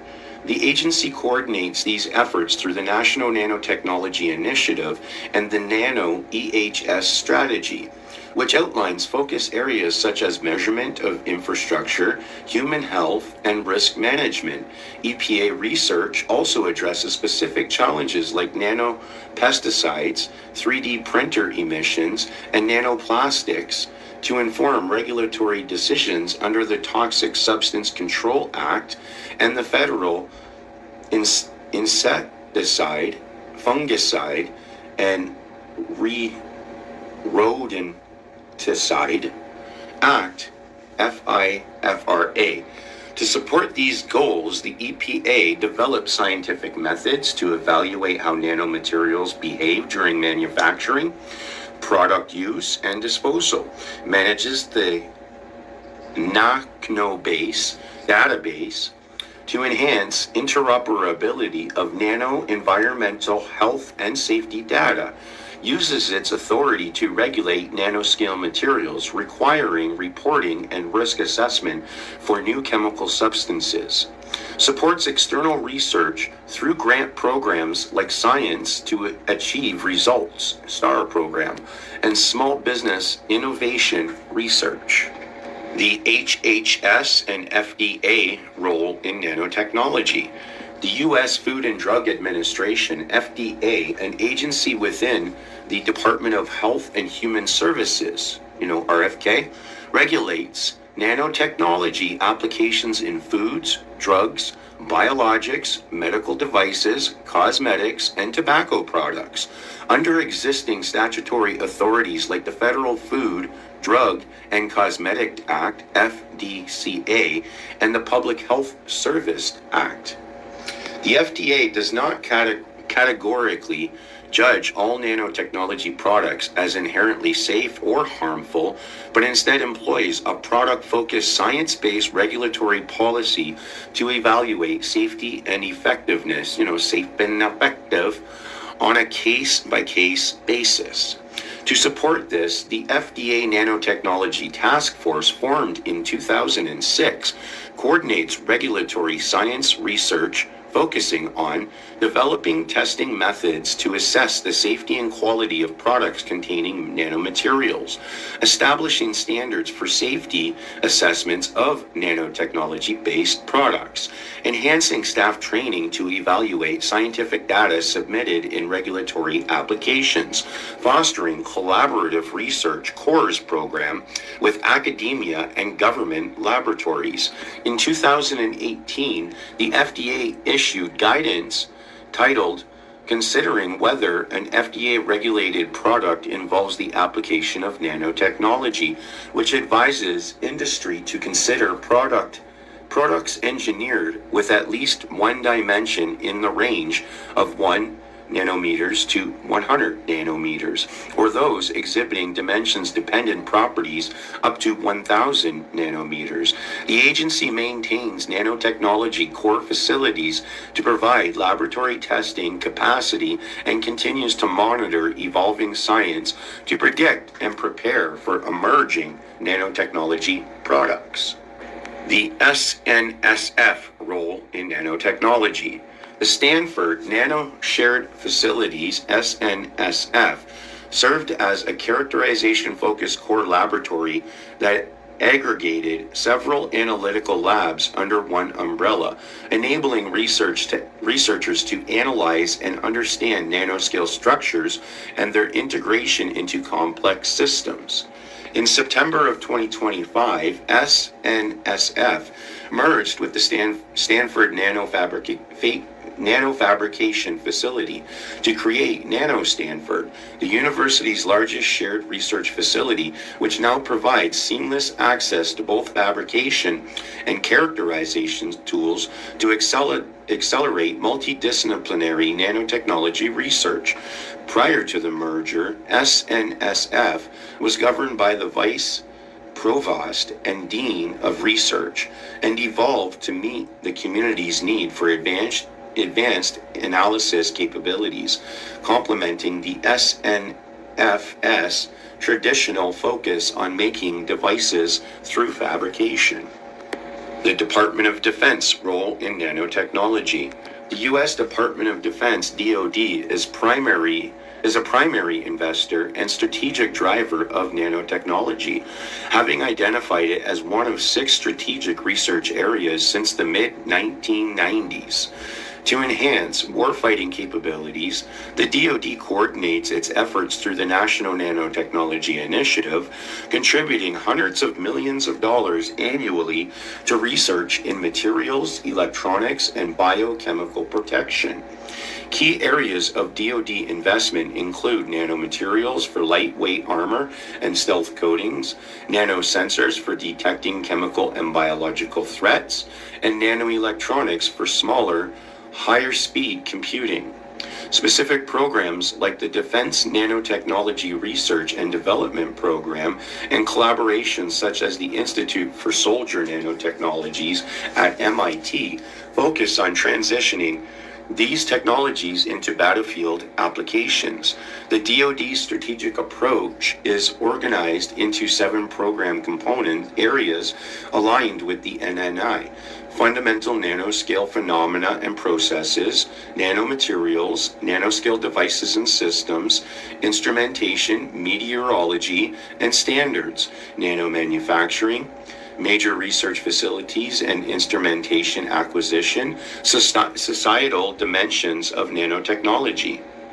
Despite the potential for revolutionary advances in surveillance, propulsion, and medical care, the DoD also addresses risks such as toxicity, environmental impact, and dual-use concerns regarding the proliferation of nanomaterials.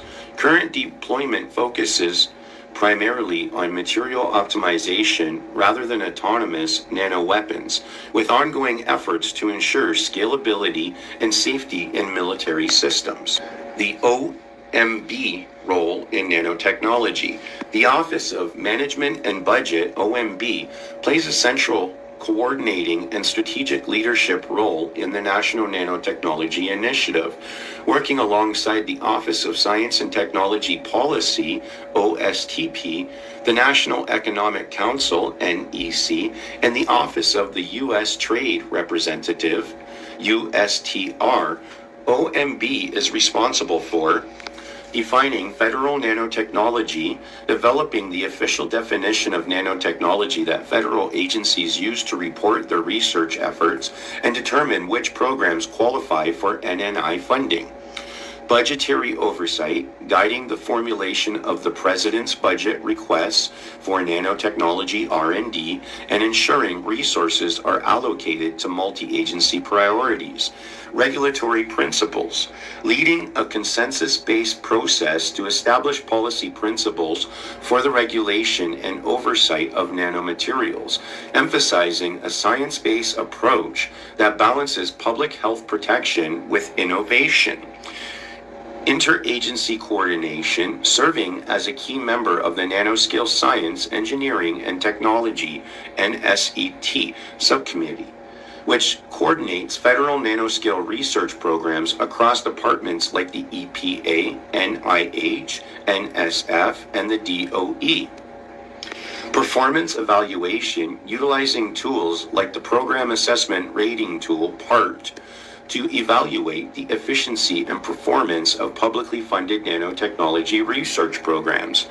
OMB memos have historically directed federal agencies to prioritize environmental, health, and safety EHS research, significantly increasing funding for these dimensions from $37.7 million in FY 2006 to $12.5 million in FY 2012. The agency also supports the National Nanotechnology Coordination Office, NNCO, which acts as the secretariat for NSET, facilitating multi-agency planning and budget preparations. The OSTP role in nanotechnology. The Office of Science and Technology Policy, OSTP, serves as a central coordinator and strategic driver of the National Nanotechnology Initiative, overseeing the Nanoscale Science, Engineering, and Technology NSET subcommittee of National Science and Technology Council.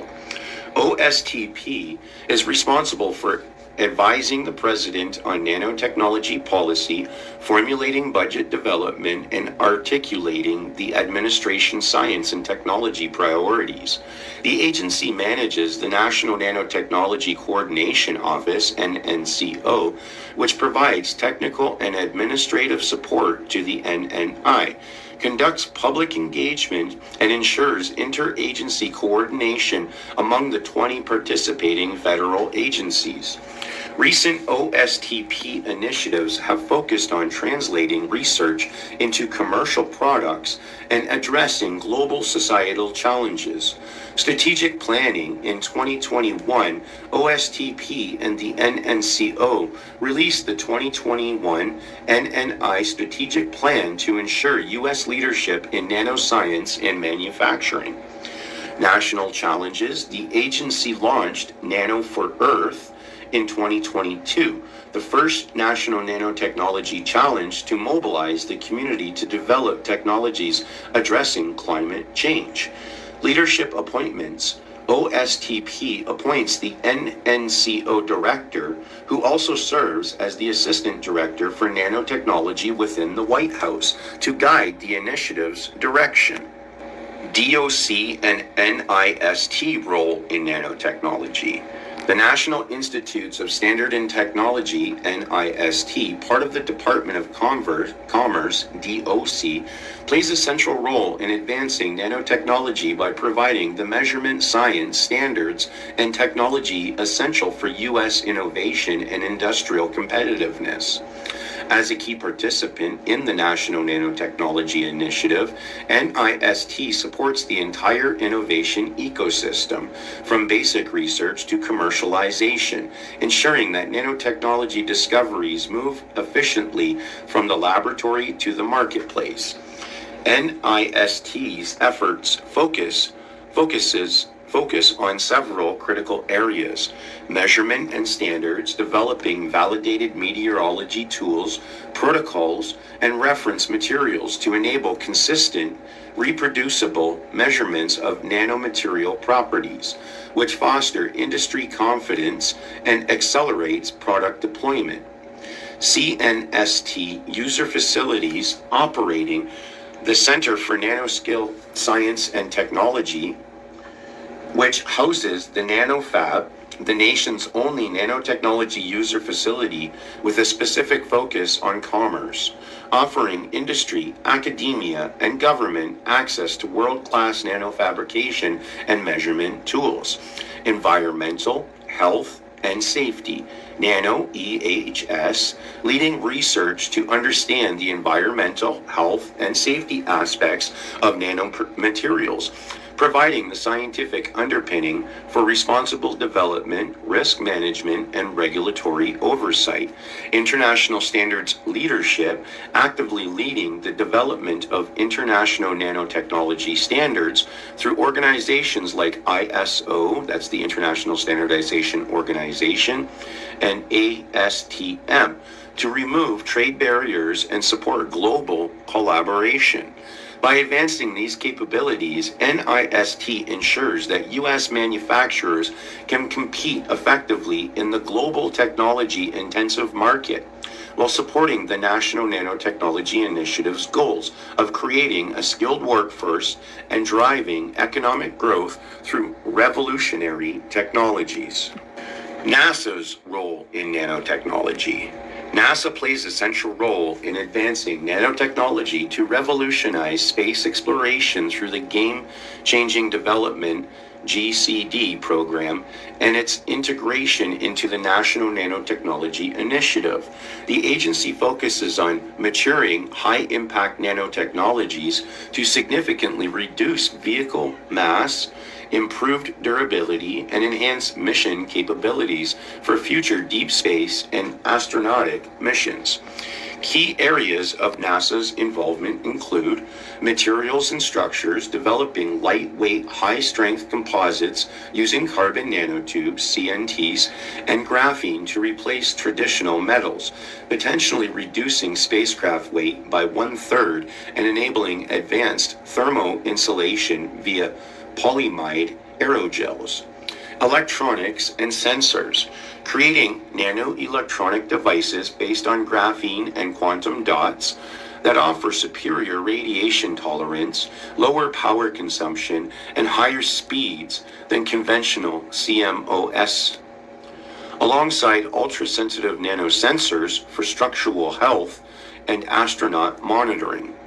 Propulsion and energy, advancing nanostructured propellants such as nano-aluminum ice slurries for safer, easier handling, and developing high-efficiency solar cells and batteries with enhanced power, density, and temperature resilience.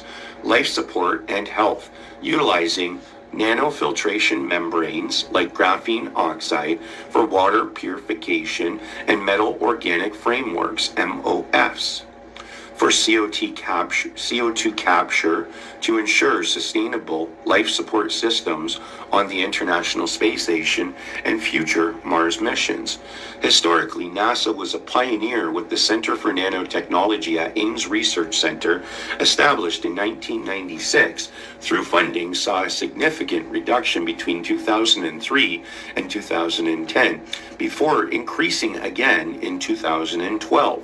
Today, the agency acts as an integrator, collaborating with the Department of Defense, the Department of Homeland Security, and private industry to validate technologies through ground-based experiments and flight demonstrations on the shuttle, ISS, and the DoD platform. HHS, CDC, and NIISH role in nanotechnology. The Department of Health and Human Services, HHS, oversees the Center for Disease Control and Prevention, CDC, which houses the National Institute for Occupational Safety and Health, NIOSH, the leading federal agency for nanotechnology research and guidance. NIOSH leads the U.S. federal government's Health and Safety Initiative for Nanotechnology through its Nanotechnology Research Center, NTRC, established in 2004 to identify hazards, assess exposures, and develop science-based solutions for worker safety. Key activities include conducting toxicological research and field investigations to characterize the health risks of engineered nanomaterials, ENMS, providing interim guidelines and recommended exposure limits for specific materials like carbon nanotubes, carbon nanofibers, silver, and titanium dioxide, offering over 100 cost-free on-site exposure assessments to manufacturers and laboratories to evaluate control technologies and engineering controls. Publishing critical resources such as approaches to safe nanotechnology and the Nanotechnology Research Plan for 2018 to 2025. NIOSH collaborates extensively with international and domestic partners, including the National Nanotechnology Initiative, the Environmental Protection Agency, OSHA, and various international bodies like the International Organization for Standardization and the World Health Organization to harmonize safety standards and share data on nanomaterial risks. The DOS role in nanotechnology. The U.S. Department of State, DOS, participates in National Nanotechnology Initiative to identify and promote multilateral and bilateral scientific activities that support U.S. foreign policy, national security, and economic interests. DOS assists NNI member agencies in establishing partnerships with over 40 countries through joint committee meetings governed by the binding science and technology agreements that facilitate scientific exchange, intellectual property protection, and researcher access. Beyond bilateral efforts, DOS coordinates U.S. federal interactions with foreign governments and multilateral institutions to foster an international marketplace for nanotechnology products and ideas. The department leads or participates in key international bodies like the OECD, UNEPS, SAICM, and the ISO to establish a framework for the safe, secure, and responsible use of nanotechnology, addressing global challenges related to water, health, and energy. The Department of Transportation and its role in nanotechnology. The U.S. Department of Transportation, DOT, plays a significant role in advancing nanotechnology through its Office of the Assistant Secretary of Research and Technology, OST-R, which coordinates research and technology transfer activities across its agencies. The John A. Volpe National Transportation Systems Center in Cambridge, MA, and the Turner Fairbank Highway Research Center in McLean, VA, both conduct applied and exploratory research in nanotechnology, particularly in areas like vehicle-to-highway interaction, intelligent transportation systems, and pavement durability. Key nanotechnology applications supported by the DOT include lighter and stronger vehicle materials using nanocomposites to improve fuel efficiency and safety, advanced coatings for corrosion resistance, self-cleaning surfaces, and glare reduction in transportation infrastructure, smart materials for enhanced structural monitoring and longevity of roads, bridges, and vehicles. The DoD collaborates with other federal agencies under the National Nanotechnology Initiative to ensure the responsible development and commercialization of nanotechnologies that benefit national transportation systems. The IC and DNI role in nanotechnology. The Intelligence Community, IC, and the Director of National Intelligence, DNI, play a pivotal role in the National Nanotechnology Initiative by driving research into miniaturization, concealment, and security for national defense and intelligence operations. Strategic leadership. The Intelligence Advanced Research Projects Activity, IARPA, modeled after DARPA, was established by the DNI to accelerate technical developments across all 16 intelligence agencies, with nanotechnology identified as a key research focus to recapture the ability to surprise adversaries.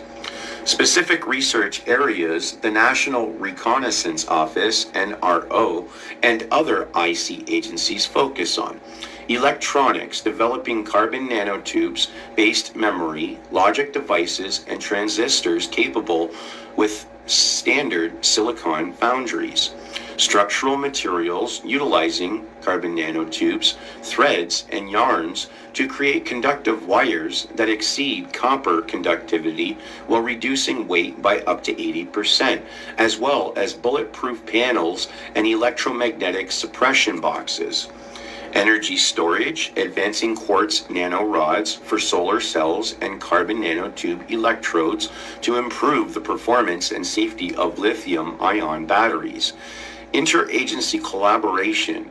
The IC and DNI is a contributing agency to major NNI signature initiatives, including sustainable nano manufacturing, solar energy collection and conservation, and nanoelectronics for 2020 and beyond, coordinating funding and research with agencies like the DoD and the DOE and the National Science Foundation.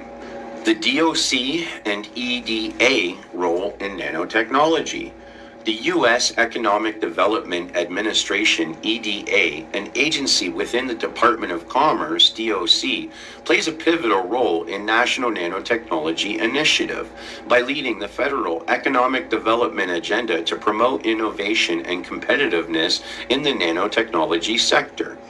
The EDA's mission involves investing in sustainable job growth and building durable regional economies through nanotechnology by fostering innovation and regional collaboration. It encourages partners to develop initiatives that advance new ideas and creative approaches to address rapidly evolving economic conditions, ensuring that American regions remain competitive in the worldwide economy. Key aspects of the EDA and DOC's involvement include funding and investment. The agency provides financial support to establish a foundation for sustainable job growth and economic resilience, leveraging nanotechnology as a key economic driver. Regional collaboration. The EDA facilitates partnerships between academia, industry, and government to leverage resources and overcome regional weaknesses, recognizing regions as the primary center of competition in the global economy. Strategic alignment. The agency's effort align with the National Nanotechnology Initiative, which has seen over USD 30 billion in federal funding since 2001, catalyzing advancements in commercial and research applications. Economic impact. By 2024, the global nanotechnology market is projected to reach USD 1 to 3 trillion, with the EDA support contributing to the creation of over 2 million new employments globally. While the EDA focuses on economic development, the regulatory landscape for nanotechnology in the U.S. is primarily managed by other agencies like the FDA and EPA, which handle approvals for healthcare and environmental safety. The EDA's distinct role remains centered on stimulating economic growth and industrial competitiveness rather than direct regulation or scientific research execution. The DOC and BIS role in nanotechnology. The U.S. Department of Commerce's Bureau of Industry and Security, BIS, is a key participant in the National Nanotechnology Initiative, coordinating nanotechnology funding and research with other federal agencies. While the National Nanotechnology Coordination Office, NNCO, manages the overall NNI, The BIS works alongside entities like the National Institute of Standards and Technology, NIST, and the Economic Development Administration, EDA, to support the initiative's goals. Coordination role. BIS is listed as participating agency in the NNI, which aims to revolutionize technology and industry by understanding and controlling matter at the nanoscale. Regulatory and industry liaisons, the BIS serves as the lead liaison for nanotechnology stakeholder forum, facilitating dialogue between the government and industry regarding nanotechnology regulations. Strategic support. The agency contributes to the NNI's vision of fostering a balanced infrastructure for nanoscale science, engineering, and technology through partnerships between government, academia, and industry. DHS role in nanotechnology. The Department of Homeland Security, DHS, is an active participating agency in the National Nanotechnology Initiative, coordinating federal research efforts through the Nanoscale Science and Engineering Technology NSET Subcommittee. The DHS Science and Technology Directorate specifically conducts nanotechnology research focused on explosive detection, emergency responder devices, and hazardous material sensing. Key areas of the Department of Homeland Security nanotechnology research and applications include explosive detection, developing multifunctional nano-electro-optical mechanical sensing platforms that combine nanoscale aluminum nitride, graphene, and materials to detect energetic materials and improve the understanding of explosive polymer interactions. Sensor technology, utilizing carbon-based nanotubes to create high-sensitive, low-power sensors capable of detecting hazardous materials in the air and other threats. Emerging capabilities, investigating terahertz and sub-millimeter wave technologies for standoff imaging of concealed threats like improvised explosive devices, IEDs, at operationally relevant distances. Safety and liability. While the Safety Act provides litigation protection for certain homeland security biotechnologies, the search context notes there is currently no legal framework specifically guiding responsibility and liability for nanotechnology applications, prompting calls for new guidelines. Although the DHS is a member of the NNI, historical reports indicate that funding allocated to the Department for Nanotechnology, example 0.25% in 2004, has been considered inadequate relative to the potential security benefits, leading to recommendations for increased federal support to maintain U.S. leadership against international competition. The ITC role in nanotechnology. Isothermal titration calorimetry serves as a critical analytical tool in pharmaceutical nanotechnology for evaluating the thermodynamic profiles of molecular interactions between nanoparticles and their constituents or biological environments. ITC quantifies key thermodynamic parameters such as binding affinity, association constant, interaction stoichiometry, sorry, that's a little hard to pronounce, binding enthalpy, binding entropy, and Gibbs free energy. By measuring the heat generated or absorbed during molecular interactions. This capability allows researchers to understand the mechanisms behind nanoparticle formation, the stability of nanosystems like liposomes and micelles, and the behavior of nanocarriers in vivo. The technique is particularly vital for investigating nanoparticle protein interactions, providing deep insights into formation of the protein corona that forms when nanomaterials enter biological media. by revealing how surface properties, charge, and hydrophilicity influence these interactions. ITC helps optimize the design of nanomedicines to control protein absorption, reduce non-specific binding, and improve the efficiency and safety of drug delivery. Safe and effective. The DOI USGS role in nanotechnology.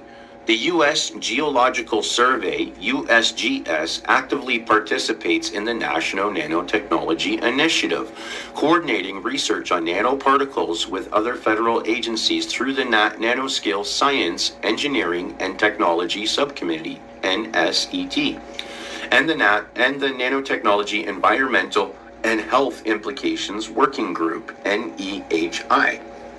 USGS nanotechnology research primarily focuses on water quality, the chemical transformation and degradation of nanoparticles, and their toxicological effects on flora and fauna. Key areas of investigations include environmental fate and toxicity, studying the effects of engineered nanomaterials like nanoscale titanium dioxide and silver at various biological levels, from molecules to ecosystems, including their impact on soil microbiome communities.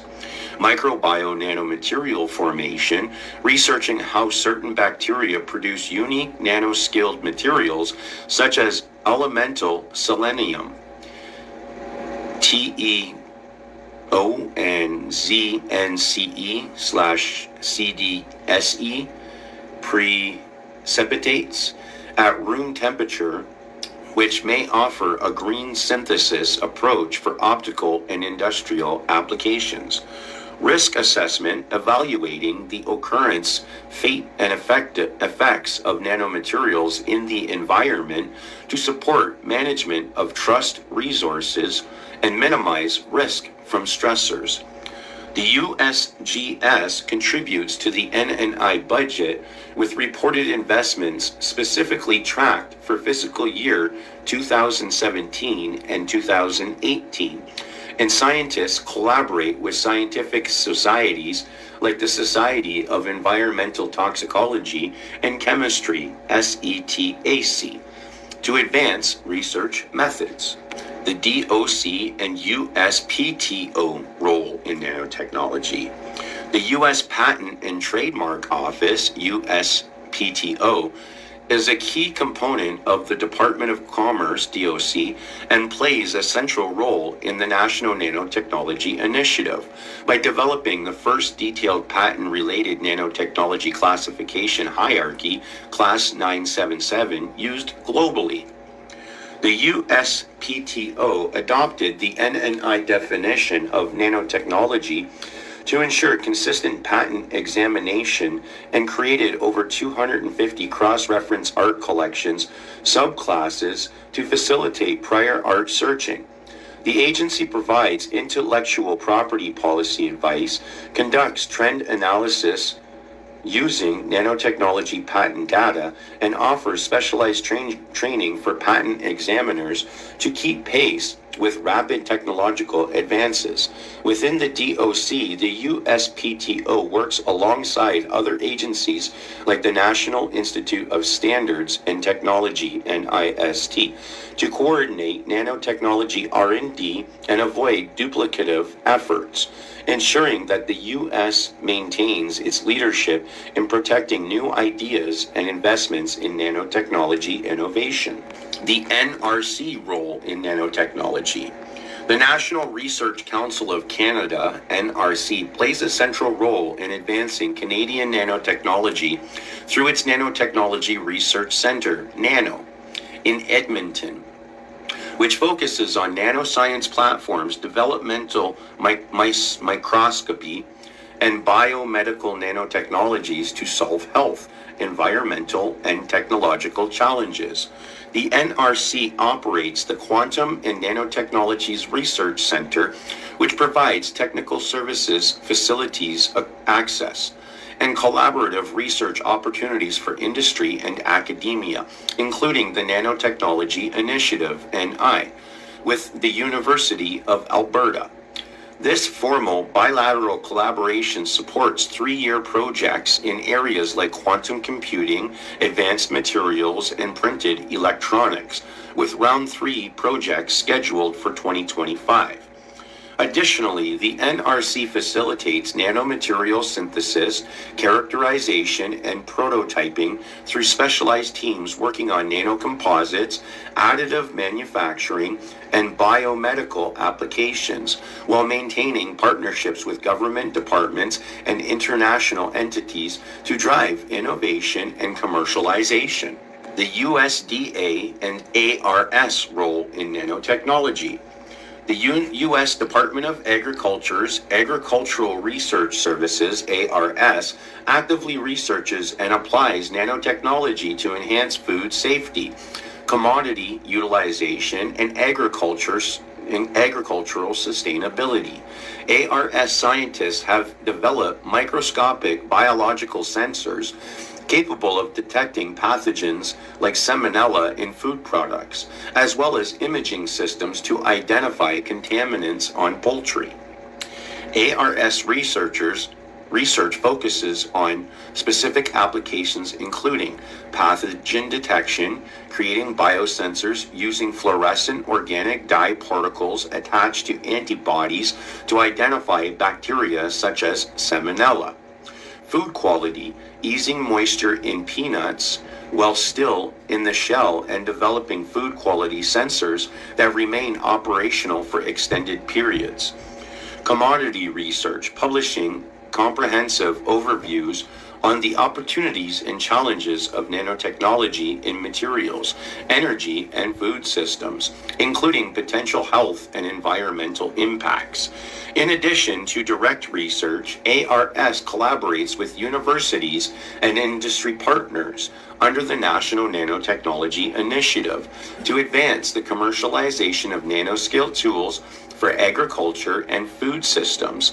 This work is part of a broader efforts to use nanotechnology for environmental protection, nutrition, and food security through grants and interdisciplinary projects.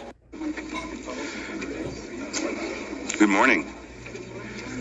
Thank you all for being here with us today. My name is Barry Wolfman. I am the Chief Executive Officer for George Washington University Hospital, and I'm honored and glad to be able to welcome you to this event. We're here today to discuss medical body area networks, or MBANs, which I like a lot better. To visualize this coming onslaught of data from a variety of sources, and also the fact that the human body is really poised to become the key node on the network. I'm sure Oleg will talk about the Internet of Things, but the sort of the Internet of Everything, where the human body really becomes a central piece. And one of the, I'll talk about a little bit later, I suppose, one of the strategies of pulling this together is really creating interdisciplinary groups of people who up until now might not have realized that they have a lot to talk about. We're going to have new models of content, and a lot of the content will come from the body and sort of working on a vision of, in a sense, the computer exploding onto the built environment, so that information is displayed everywhere, coming from a variety of sources. And the linchpin of this, I think, is going to be the body and biometrics. And the question is, what may be the effects of 6G on human health? What would you say that could be? Well, I think I already addressed that. I mean, I think, one of the great capabilities of even 5G and going forward into 6G is, health, body area networking, where you can monitor what's going on in your body, in real time, and it can be, downloaded to your cell phone for analysis and so forth, or it can be transmitted to your physician for analysis. So people with, for example, heart conditions, rather than being monitored once a month, they can be monitored in real time, and data analytics can be used to let them know if there's some issue that they need to deal with, and that's the capability you can only get with a body area network. There's really no other way to do that. Well, I think we're going to see the proliferation of AI. The other one is 6G. We had made a commitment working with your administration, working with FCC. We're going to accelerate 6G. We're working to launch first in the world in the LA Olympics. And I think that's another opportunity for America to lead in the next wireless evolution. So thank you. Thank you for the opportunity. Thank you for the partnership. And we're going to be hard at work, I think, driving that agenda. So we're into 6G now. I just finished 5G. I was a leader on 5G getting that done. And now they're up to 6. Let's do it again. What does that do? Give you a little bit deeper view into somebody's skin? What does that do? Give you a little bit deeper view into somebody's skin? But I tell you, it's the 6 is coming, huh? It's coming. Does it ever end? And what happens? You'll be into 7, right? Before 6 gets old, you'll be into 7. In terms of bio things, these are for the health applications. I did also a lot of research on that the last 15 years. Bio-nanoscale machines, but these are for the injecting into the body and always monitoring the health problems.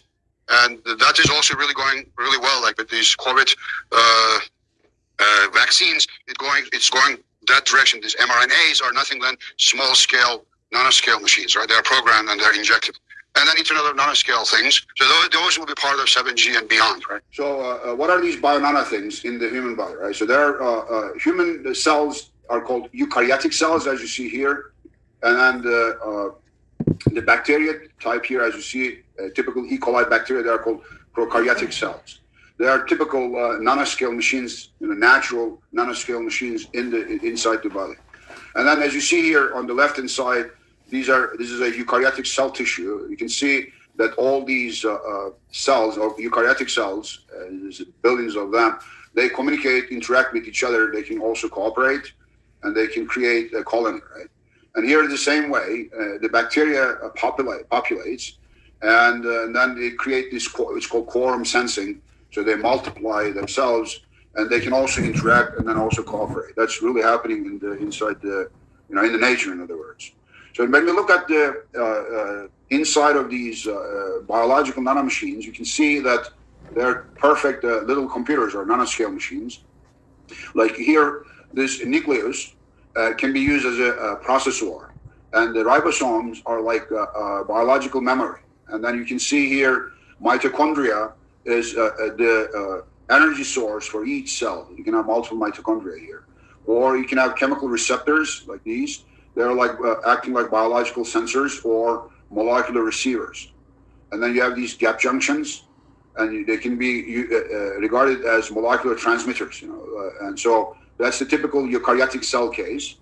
And this is a well-designed eukaryotic cells. The prokaryotic cells, like the E. coli bacteria, is more irregular behavior, structure, as you see here. But the same thing, like little computer, right? So it has this nucleus and plasmids. Okay. It's like, can be seen as a memory. Like you can see here, memory, you can store communication functions, sensing functions, and actuation functions. So you can program them, as I told you before. So we can have coding, and then we can code them into this memory, and then they can do what we want. And so then also these plasmids, they can be regarded as processors. These are the pilies, and they act like sensing and actuating. So now the human cell engineering is really not easy. Otherwise, it will be fantastic, right? So we can solve all the illnesses in the human body. So now, how they can try to do is they try to insert a piece of new DNA code into so-called lentivirus cell. This is a special type of virus used in genetic engineering, and this lentivirus infects the eukaryotic cell, the healthy cell, and injects a new DNA code into the cell DNA right here. And then it replicates itself, and then it will bind itself here, and then it can go and attack these, whatever the problems are. So, and this is still ongoing issue by these bioengineering medical people, etc. Right?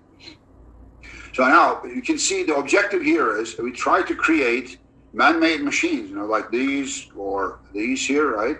Like, man-made meaning, genetically engineered. And so the origins go back 100 years ago. So now the objective here is the following.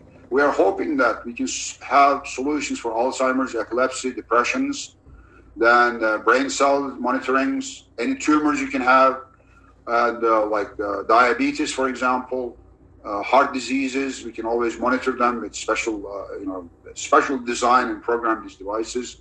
And then, cancer monitoring devices. All of that, again, depending again what you are trying to, monitor, right? And so you can inject these Mag-Kugan, or now they're called nanoscale bio-nano things, and then they can observe what's going on. So as you see, let's say you have a heart disease problem, they can always monitor it. And if there is any alarm, they can try to solve themselves. If not, then they can alarm to outside through using this gateway and then going to the physician, and the physician can reprogram them, etc. Massimiliano is professor, as I told you, and this guy was from Samsung, a Korean guy. We try to create this model for a particular drug delivery system, because if we collect information from every individual in the world, there will be a lot of information here, right? So then you have the scalability problem. You need the scalable, secure solutions, for example, right? Another question, is it possible to remotely reprogram those bacteria you put inside the human body? Yes. So if so, the security risk is much more challenging than we thought. Absolutely, yeah. So actually, that's true. Like at the beginning, you mentioned the network is two-way. So if the network communication is two-way and we can reprogram the bacteria we are putting inside the body, we have a huge risk of security over there. This part is the cyber world, right? So now, of course, that's really very, very important that somebody will send all the wrong information and it can create a zombie, right? All the device inside can malfunction, right? So it's very, very important that who is transmitting or who is reprogramming that, right? So of course, it's very important. And somebody, in fact, can cut the communication with the internet, and like a man in the middle attack, and come to the near field communication and reprogram it. And this is a huge attack. Yes, exactly. Yeah, of course. Yeah, that's very likely, and that's why. It's extremely important that part I kept saying about security, right, in the cyberspace. So that's an open issue, and hopefully, people will behave nicely. But that's not the case, unfortunately. You're right. So now somebody can come and then really reprogram you and kill you, even. So now somebody can come and then really reprogram you and kill you, even. Artificial cells or artificial molecules which can be programmed and injected inside the body. And what will they help us is they will work together in a cooperative way, attack any health-related problems. For example, we can find solutions for heart diseases and cancer tumors or diabetes or Alzheimer's diseases or epilepsy, because they will be programmed such a way and injected, and they can attack those targeted areas, like, for example, Crohn's disease is an intestine problem. And there's no solution for these or cure for these problems. So these artificial designed cells or these nanomachines will help us to attack those illnesses, and it will prolong our lives. So that's an explanation in a nutshell.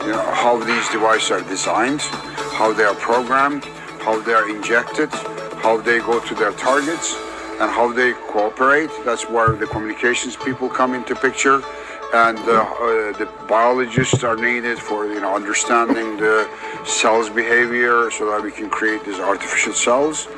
And then the programmers are needed to code these cells. So that's an interdisciplinary research. And also we need, of course, medical people, so that they can tell us how to code these devices, so that these devices will target these diseased areas. So overall, it will help us to prolong the lifespan of the people. The question here is, can we create man-made man meaning, human-made biological nanomachines? The answer is yes.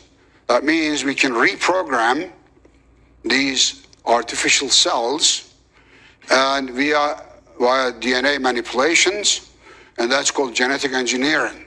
And that will really help us a lot. In fact, unfortunately, some maniacs in the US found all my work the last 18 years. I'm getting a lot of hatred mail, so my life is in danger. They think that I'm Dr. No in James Bond movies, that I'm trying to manipulate human lives, but it's, I'm not the only one. There are many people working on this subject, So now what we try to do is, so you have seen the bacteria, right? So what we can do is we can try to genetically engineer this bacteria, and there are many illnesses, as you know. I will point them out to you, based on bacteria or viruses, right? So if I create genetically engineered healthy bacteria, for example, Crohn's disease, I don't know if you know that, it's an awful disease for intestines. So there's no cure. So I can inject into the body, and then they can fight these ill cells or, ill bacteria, and then solve the problem, So just an example. So I hope you are getting the point, right? So we are trying to create these nanoscale machines, genetically engineer them. They will act like bacteria, and also in the future we will see that neurons and calcium ions and etc. And it will help us for prolonging our lives. In fact, the mRNA, the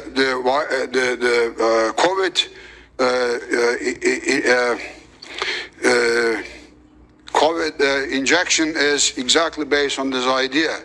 So all these fluids, right, there are nanoscale machines inside, right? So when you look inside. And then the other way is the bio-inspired, meaning, can we create bio-inspired, meaning artificial molecules or artificial machines? So again, you will see what I'm talking about when I talk about bio-inspired. So we will be focusing more on the bio-inspired concepts here. So let's look at from the nature perspective. So there are these so-called eukaryotic cells, like human cells, and prokaryotic cells. A typical example is E. coli bacteria. And these are perfect nanoscale, precise nanomachines. And also, they can communicate, interact, and cooperate with each other. Like you see here on the left-hand side, eukaryotic cell tissue, and on the right-hand side, you see bacteria population. And so they are really communicating with each other. There are like billions of them, and then they communicate with each other, and they create like swarm of, cells, or a swarm of, or it's also called in biology quorum sensing for the bacteria population. So let me show you the, inside of these eukaryotic cells. Like you see in the middle, there's so-called nucleus, and there are also ribosomes. They're a perfect example for biological memory for the ribosomes, and the nucleus is a processor. And then there are these mitochondria. They are biological batteries, like energy sources for the cells. And there are chemical receptors, there are biological sensors, and molecular receptors, because they are communicating through molecules. And then they're also called gap junctions, and they're a perfect example for transmitters of molecules. So there are, as I told you, millions of them, and they communicate with each other. So let's look at the prokaryotic cell, like bacteria. If you don't like biology, I'm really sorry. Anyhow, so the prokaryotic cells are a little bit mishmashed, not clear like the human cells, eukaryotic cells. They still have these, the nucleate and plasmid, like here you see in the middle, and they're like perfect example for nanomembrane processors. They have also so-called pilies, like they are like sensing, nanosensing units, and also actuating units. There is also cell membranes, which is acting like nanopower unit, like battery, and protein receptors, like nano receivers. Ribosomes, they also have as acting like transmitters, and there are these flagellums, like tails. They can navigate them. So this is a perfect example for a bacteria, or especially E. coli bacteria. But I have to say that they are moving very, very slow. So when you look at them under this platform, like they are very, very small, and then when you feed them sugar, they populate, and then when they don't get sugar, they die. Okay, so it's very interesting. COVID injection is exactly based on this idea. So all these fluids, right, there are nanoscale machines inside, right? So when you look inside. Another issue is that I'm having the same problem, maybe you too. There are some people, they are attacking me in the background about ethical issues. I hope it doesn't happen to you, that there are these paranoias that we are doing these things, that we are trying to poison the world. I'm serious. Yeah. So I hope it's not happening to you, but I assume it does. So we have to also teach these people that what we are doing is really helping the mankind. It's not just.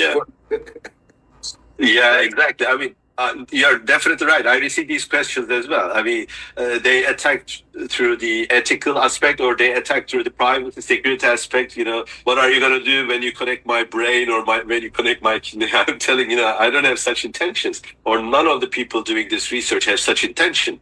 Of course, when we come up with any engineering solution or science, it could be used for good or bad, right? We know from the Manhattan Project example or anything of that sort. So today, warfare has changed again dramatically.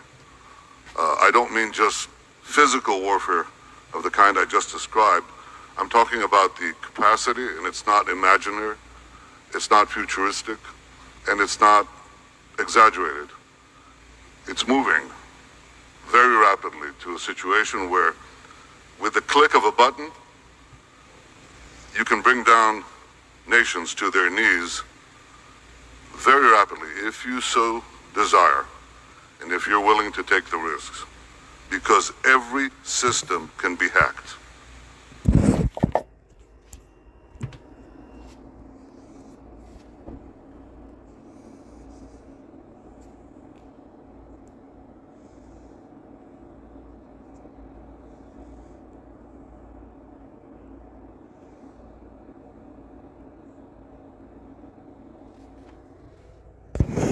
Nanotechnology's impact on products regulated by the FDA is significant. Right. According to the FDA, nanotechnology allows manipulation of materials at the nanometer scale. These nanomaterials exhibit unique chemical, physical, and biological properties compared to their larger counterparts. So how does the FDA approach regulating these advanced materials? Well, the FDA fosters regulatory science collaborations and a science-based approach. This helps regulate products involving nanomaterials. They also work to communicate clearly regarding their nanotechnology activities. I see. What about national coordination? Is the FDA involved in any broader initiatives? Yes, the FDA is a member of the National Nanotechnology Initiative, or NNI. It is a federal program coordinating multi-agency efforts in nanoscale science and tech. What are the primary goals of the NNI? The NNI aims to maintain a leading R&D program and facilitate technology transfer into products. It also develops educational resources and supports the responsible development of nanotechnology. Does the FDA also collaborate internationally on nanotechnology regulation? Yes, the FDA collaborates with international regulatory agencies and stakeholders. They share perspectives and information on nanotechnology product regulation in forums like ISO and OECD. What kind of resources does the FDA offer to the public? The FDA provides publications, fact sheets, and articles detailing their regulatory approach. They also offer a nanotechnology regulatory science research plan. The FDA has a number of programs across its various centers. They are dedicated to addressing nanotechnology. This is a summary of the FDA's policy page. The FDA uses scientific data to regulate products, including those using nanotechnology. Nanotechnology isn't new in the sense that it brings both opportunities and potential risks. Materials at the nanoscale can have different properties, which is exciting, but requires careful study to ensure safety and effectiveness. The FDA doesn't automatically consider all products with nanomaterials as either safe or harmful. Instead, the agency regulates them under existing laws based on the specific rules for each product type. The FDA supports innovation and the safe use of nanotechnology with balanced regulation. It enhances its expertise to assess product safety and enable responsible development, aiming for clear regulatory paths based on science. The FDA maintains a product-focused, science-based policy. Assessments are product-specific, considering how nanomaterials behave in each product's context. Policies vary by product area according to legal authorities. Manufacturers are encouraged to consult with the FDA early for clarity on scientific and regulatory issues. The FDA respects the different legal standards for various product classes, meaning regulatory outcomes can vary even with similar risk levels. For products needing pre-market review, the FDA incorporates attention to nanomaterials into standard procedures, requiring data on safety and effectiveness. For products without required pre-market review, the FDA encourages consultation to minimize potential harm. The FDA continues to monitor products after they're on the market and takes action as needed to protect consumers. The industry is responsible for ensuring products meet all legal and safety standards. They should use current information during product development and monitor products after marketing. The FDA encourages early consultation to address questions about products containing nanomaterials. the agency collaborates with domestic and international bodies on regulatory policy. The FDA offers technical advice and guidance to help the industry meet its obligations. The FDA prepares guidance documents to explain its policies and provide technical data needed to meet standards. For more information, you can contact the FDA's Office of Policy. The FDA strives to ensure the safe and effective use of nanotechnology in regulated products. Nanotechnology is making waves, and it's not just in electronics, it's showing up in our food and supplements too. Should we be excited or a little worried? Right, I saw an article about it. Apparently, nanotechnology involves manipulating materials at an incredibly tiny scale, smaller than 100 nanometers. So, what makes these nanoparticles so special? Why use them in food? Well, at that scale, materials can behave differently. They might become stronger or have altered solubility, so it's thought it could boost the benefits of supplements. Okay, but with altered properties, are there any concerns about safety? Exactly. The FDA formed a task force way back in 2007. They're concerned about how these tiny particles might affect how our bodies absorb and process substances and the potential toxic effects. That makes sense. What about the labeling? Do products have to say if they contain nanomaterials? That's the tricky part. There aren't specific labeling requirements right now, so consumers might not even know if they're using products with nanotechnology. It's also difficult to assess the ingredients because there are no clear guidelines. So what's the overall stance? Is it a free-for-all, or are companies being cautious? Well, many agree there are potential benefits, but there are also unknown risks. Many companies are watching the developments closely and trying to maintain a balanced approach. It's all about consumer safety, right? Definitely. It sounds like nanotechnology has a lot of promise, but we need to proceed with caution and really understand the long-term effects. Right. It's about empowering consumers to make informed choices. Let's hope more research and clearer regulations are on the horizon. Until then, it's better to stay informed. This is a summary of the FDA's policy page. This guidance is for manufacturers, suppliers, importers, and other stakeholders, referred to as the industry. It describes the FDA's current approach to assessing whether regulated products involve nanotechnology. Nanotechnology is an emerging field used in FDA-regulated products, such as medical products, foods, and cosmetics. Materials in the nanoscale range, approximately 1 to 100 nanometers, may have different properties or biological effects compared to larger materials. These effects may stem from unique characteristics not seen in larger scale materials. The term nanotechnology products refers to products containing or manufactured using nanoscale materials, or materials exhibiting dimension-dependent properties. The term nanomaterial refers to both nanoscale materials and materials with related dimension-dependent properties. These definitions are specific to this guidance. The FDA will regulate nanotechnology products under existing statutory authorities. Technical assessments will be product-specific, considering the effects of nanomaterials in the product's biological and mechanical context. Policies will vary based on legal frameworks and product characteristics. The guidance identifies 2 points to consider whether an FDA-regulated product involves nanotechnology. The first point to consider is whether a material or end product is engineered to have at least one external dimension or an internal or surface structure in the nanoscale range, approximately 1 to 100 millimeters. The second point to consider is whether a material or end product is engineered to exhibit properties or phenomena attributable to its dimensions, even if these dimensions fall outside the nanoscale range, up to 1 micrometer. These points should be applied when considering whether an FDA-regulated product involves nanotechnology. An affirmative answer to either question suggests the need for particular attention to the product by the FDA or the industry. It is recommended to consult with the FDA early in the development process. The FDA Regulatory Science Program aims to enhance the FDA's scientific capabilities. Can you imagine vitamins and skincare products that actually work even better? Well, nanotechnology is making that happen. Get ready to find out how. Okay, it's from Diversa Technologies, and it's about nanotechnology elevating nutraceuticals and cosmetics. Apparently, these industries are increasingly using nanotechnology to boost how well their products work. So, how does nanotechnology improve these products exactly? Right, well, nutraceuticals often don't absorb well, while cosmetics struggle with staying stable and penetrating the skin. Nanotechnology helps deliver the active ingredients more precisely and efficiently. That makes sense. Could you give some specific examples? Sure. For nutraceuticals, nanoparticle-based systems like lipid nanoparticles can dramatically improve how well they're absorbed. They protect the compounds from breaking down and help them get absorbed in the intestines. Okay, and what about cosmetics?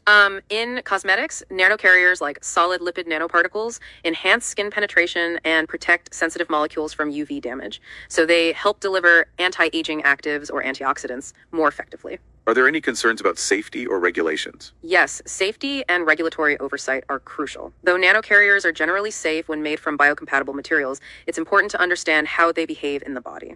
Also, labeling is really important. What about particle size? Oh, that is key.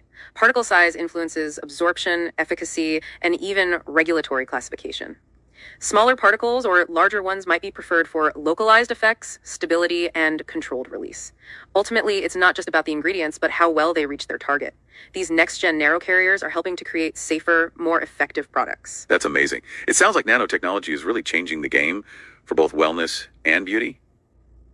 Let's delve into nanotechnology's role in food science, its functionality, applicability, and the crucial safety assessments. Okay, this review from the Journal of Food and Drug Analysis really breaks it down. Nanotechnology is poised to transform the food industry, but we have to consider the safety aspects. Exactly. What are some of the key areas where nanotechnology is making an impact? Well, a big one is protection against biological deterioration. Nano-antimicrobials can extend the shelf life of food by combating microbial contamination. Silver nanoparticles are a prime example. Interesting. How about bioavailability? Is nanotechnology helping us get more nutrients from our food? Oh, definitely. Nano-delivery systems can improve the bioavailability of bioactive compounds like CoQ10, vitamins, and curcumin. By improving bioaccessibility, absorption, and controlling molecular transformation, the body gets more from food. What about protecting against undesirable chemical changes like oxidation? Is nanotechnology involved there too? Absolutely. Certain nanomaterials act as antioxidant carriers, preventing browning in fresh-cut fruits. Nano-ZNO coatings, for example, reduce browning and maintain the appearance of fruits. Are there ways nanotechnology can enhance physical aspects, such as color or texture? Yes, it enhances physical properties. Nanoscale color additives are being used, though under strict regulation, and silicon dioxide, or IO2, can act as an anti-caking agent in powdered foods. Plus, polymer nanocomposites are strengthening food packaging. With all these applications, what are the main safety concerns we should be aware of? Well, allergies and heavy metal release are major considerations. Some nanomaterials may promote allergic responses, and metal-based nanomaterials can leach heavy metals into food. So what's the future of nanotechnology in the food industry? What should we keep in mind as it develops? The piece suggests we should proceed with caution, but not be afraid. Nanotechnology can revolutionize food packaging, creating active and intelligent systems. But health, safety, and environmental impacts must be addressed and regulated. Public education is critical. Are nanotechnology-based dietary supplements really safe? It seems like there are questions about the FDA's ability to regulate them effectively. That's right. A recent report from the Project on Emerging Nanotechnologies raised some concerns. It was authored by former FDA officials, actually. What exactly are they worried about? Well, their main point is that the supplement industry might not be doing enough testing to understand the risks of using nanoscale ingredients, potentially exposing consumers to unknown risks without proven benefits. So what's the general reaction to this report? The Council for Responsible Nutrition, CRN, seems to disagree. In a press release, they mentioned that the report doesn't really offer any new insights. Interesting. It sounds like it's a complex issue. More research and clearer regulations are needed to ensure consumer safety, right? Exactly.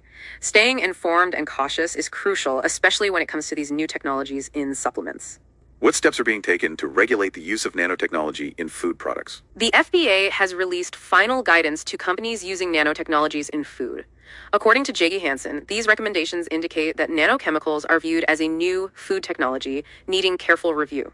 However, these guidelines alone may not be sufficient, and mandatory regulations are necessary. What's the stance on using the generally recognized as safe designation for nanochemicals in foods? While the FDA stated that current products wouldn't be allowed through the GRAS fast track, they didn't rule out nanochemicals from ever being considered GRAS.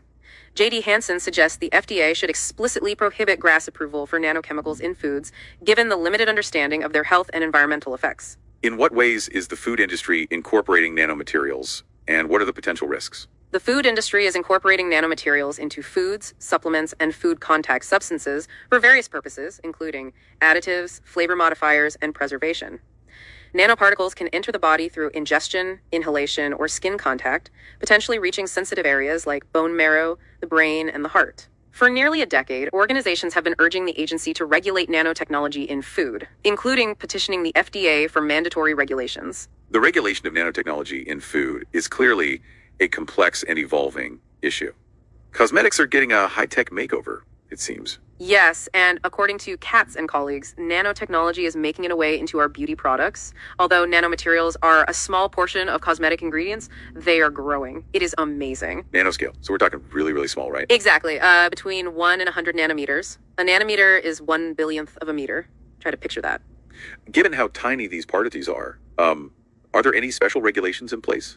Well, the FDA doesn't require pre-approval for cosmetics, but firms are responsible for ensuring their products are safe and properly labeled, including nanomaterials. Okay, so it's up to the manufacturers to do their due diligence. Where can people learn more about this?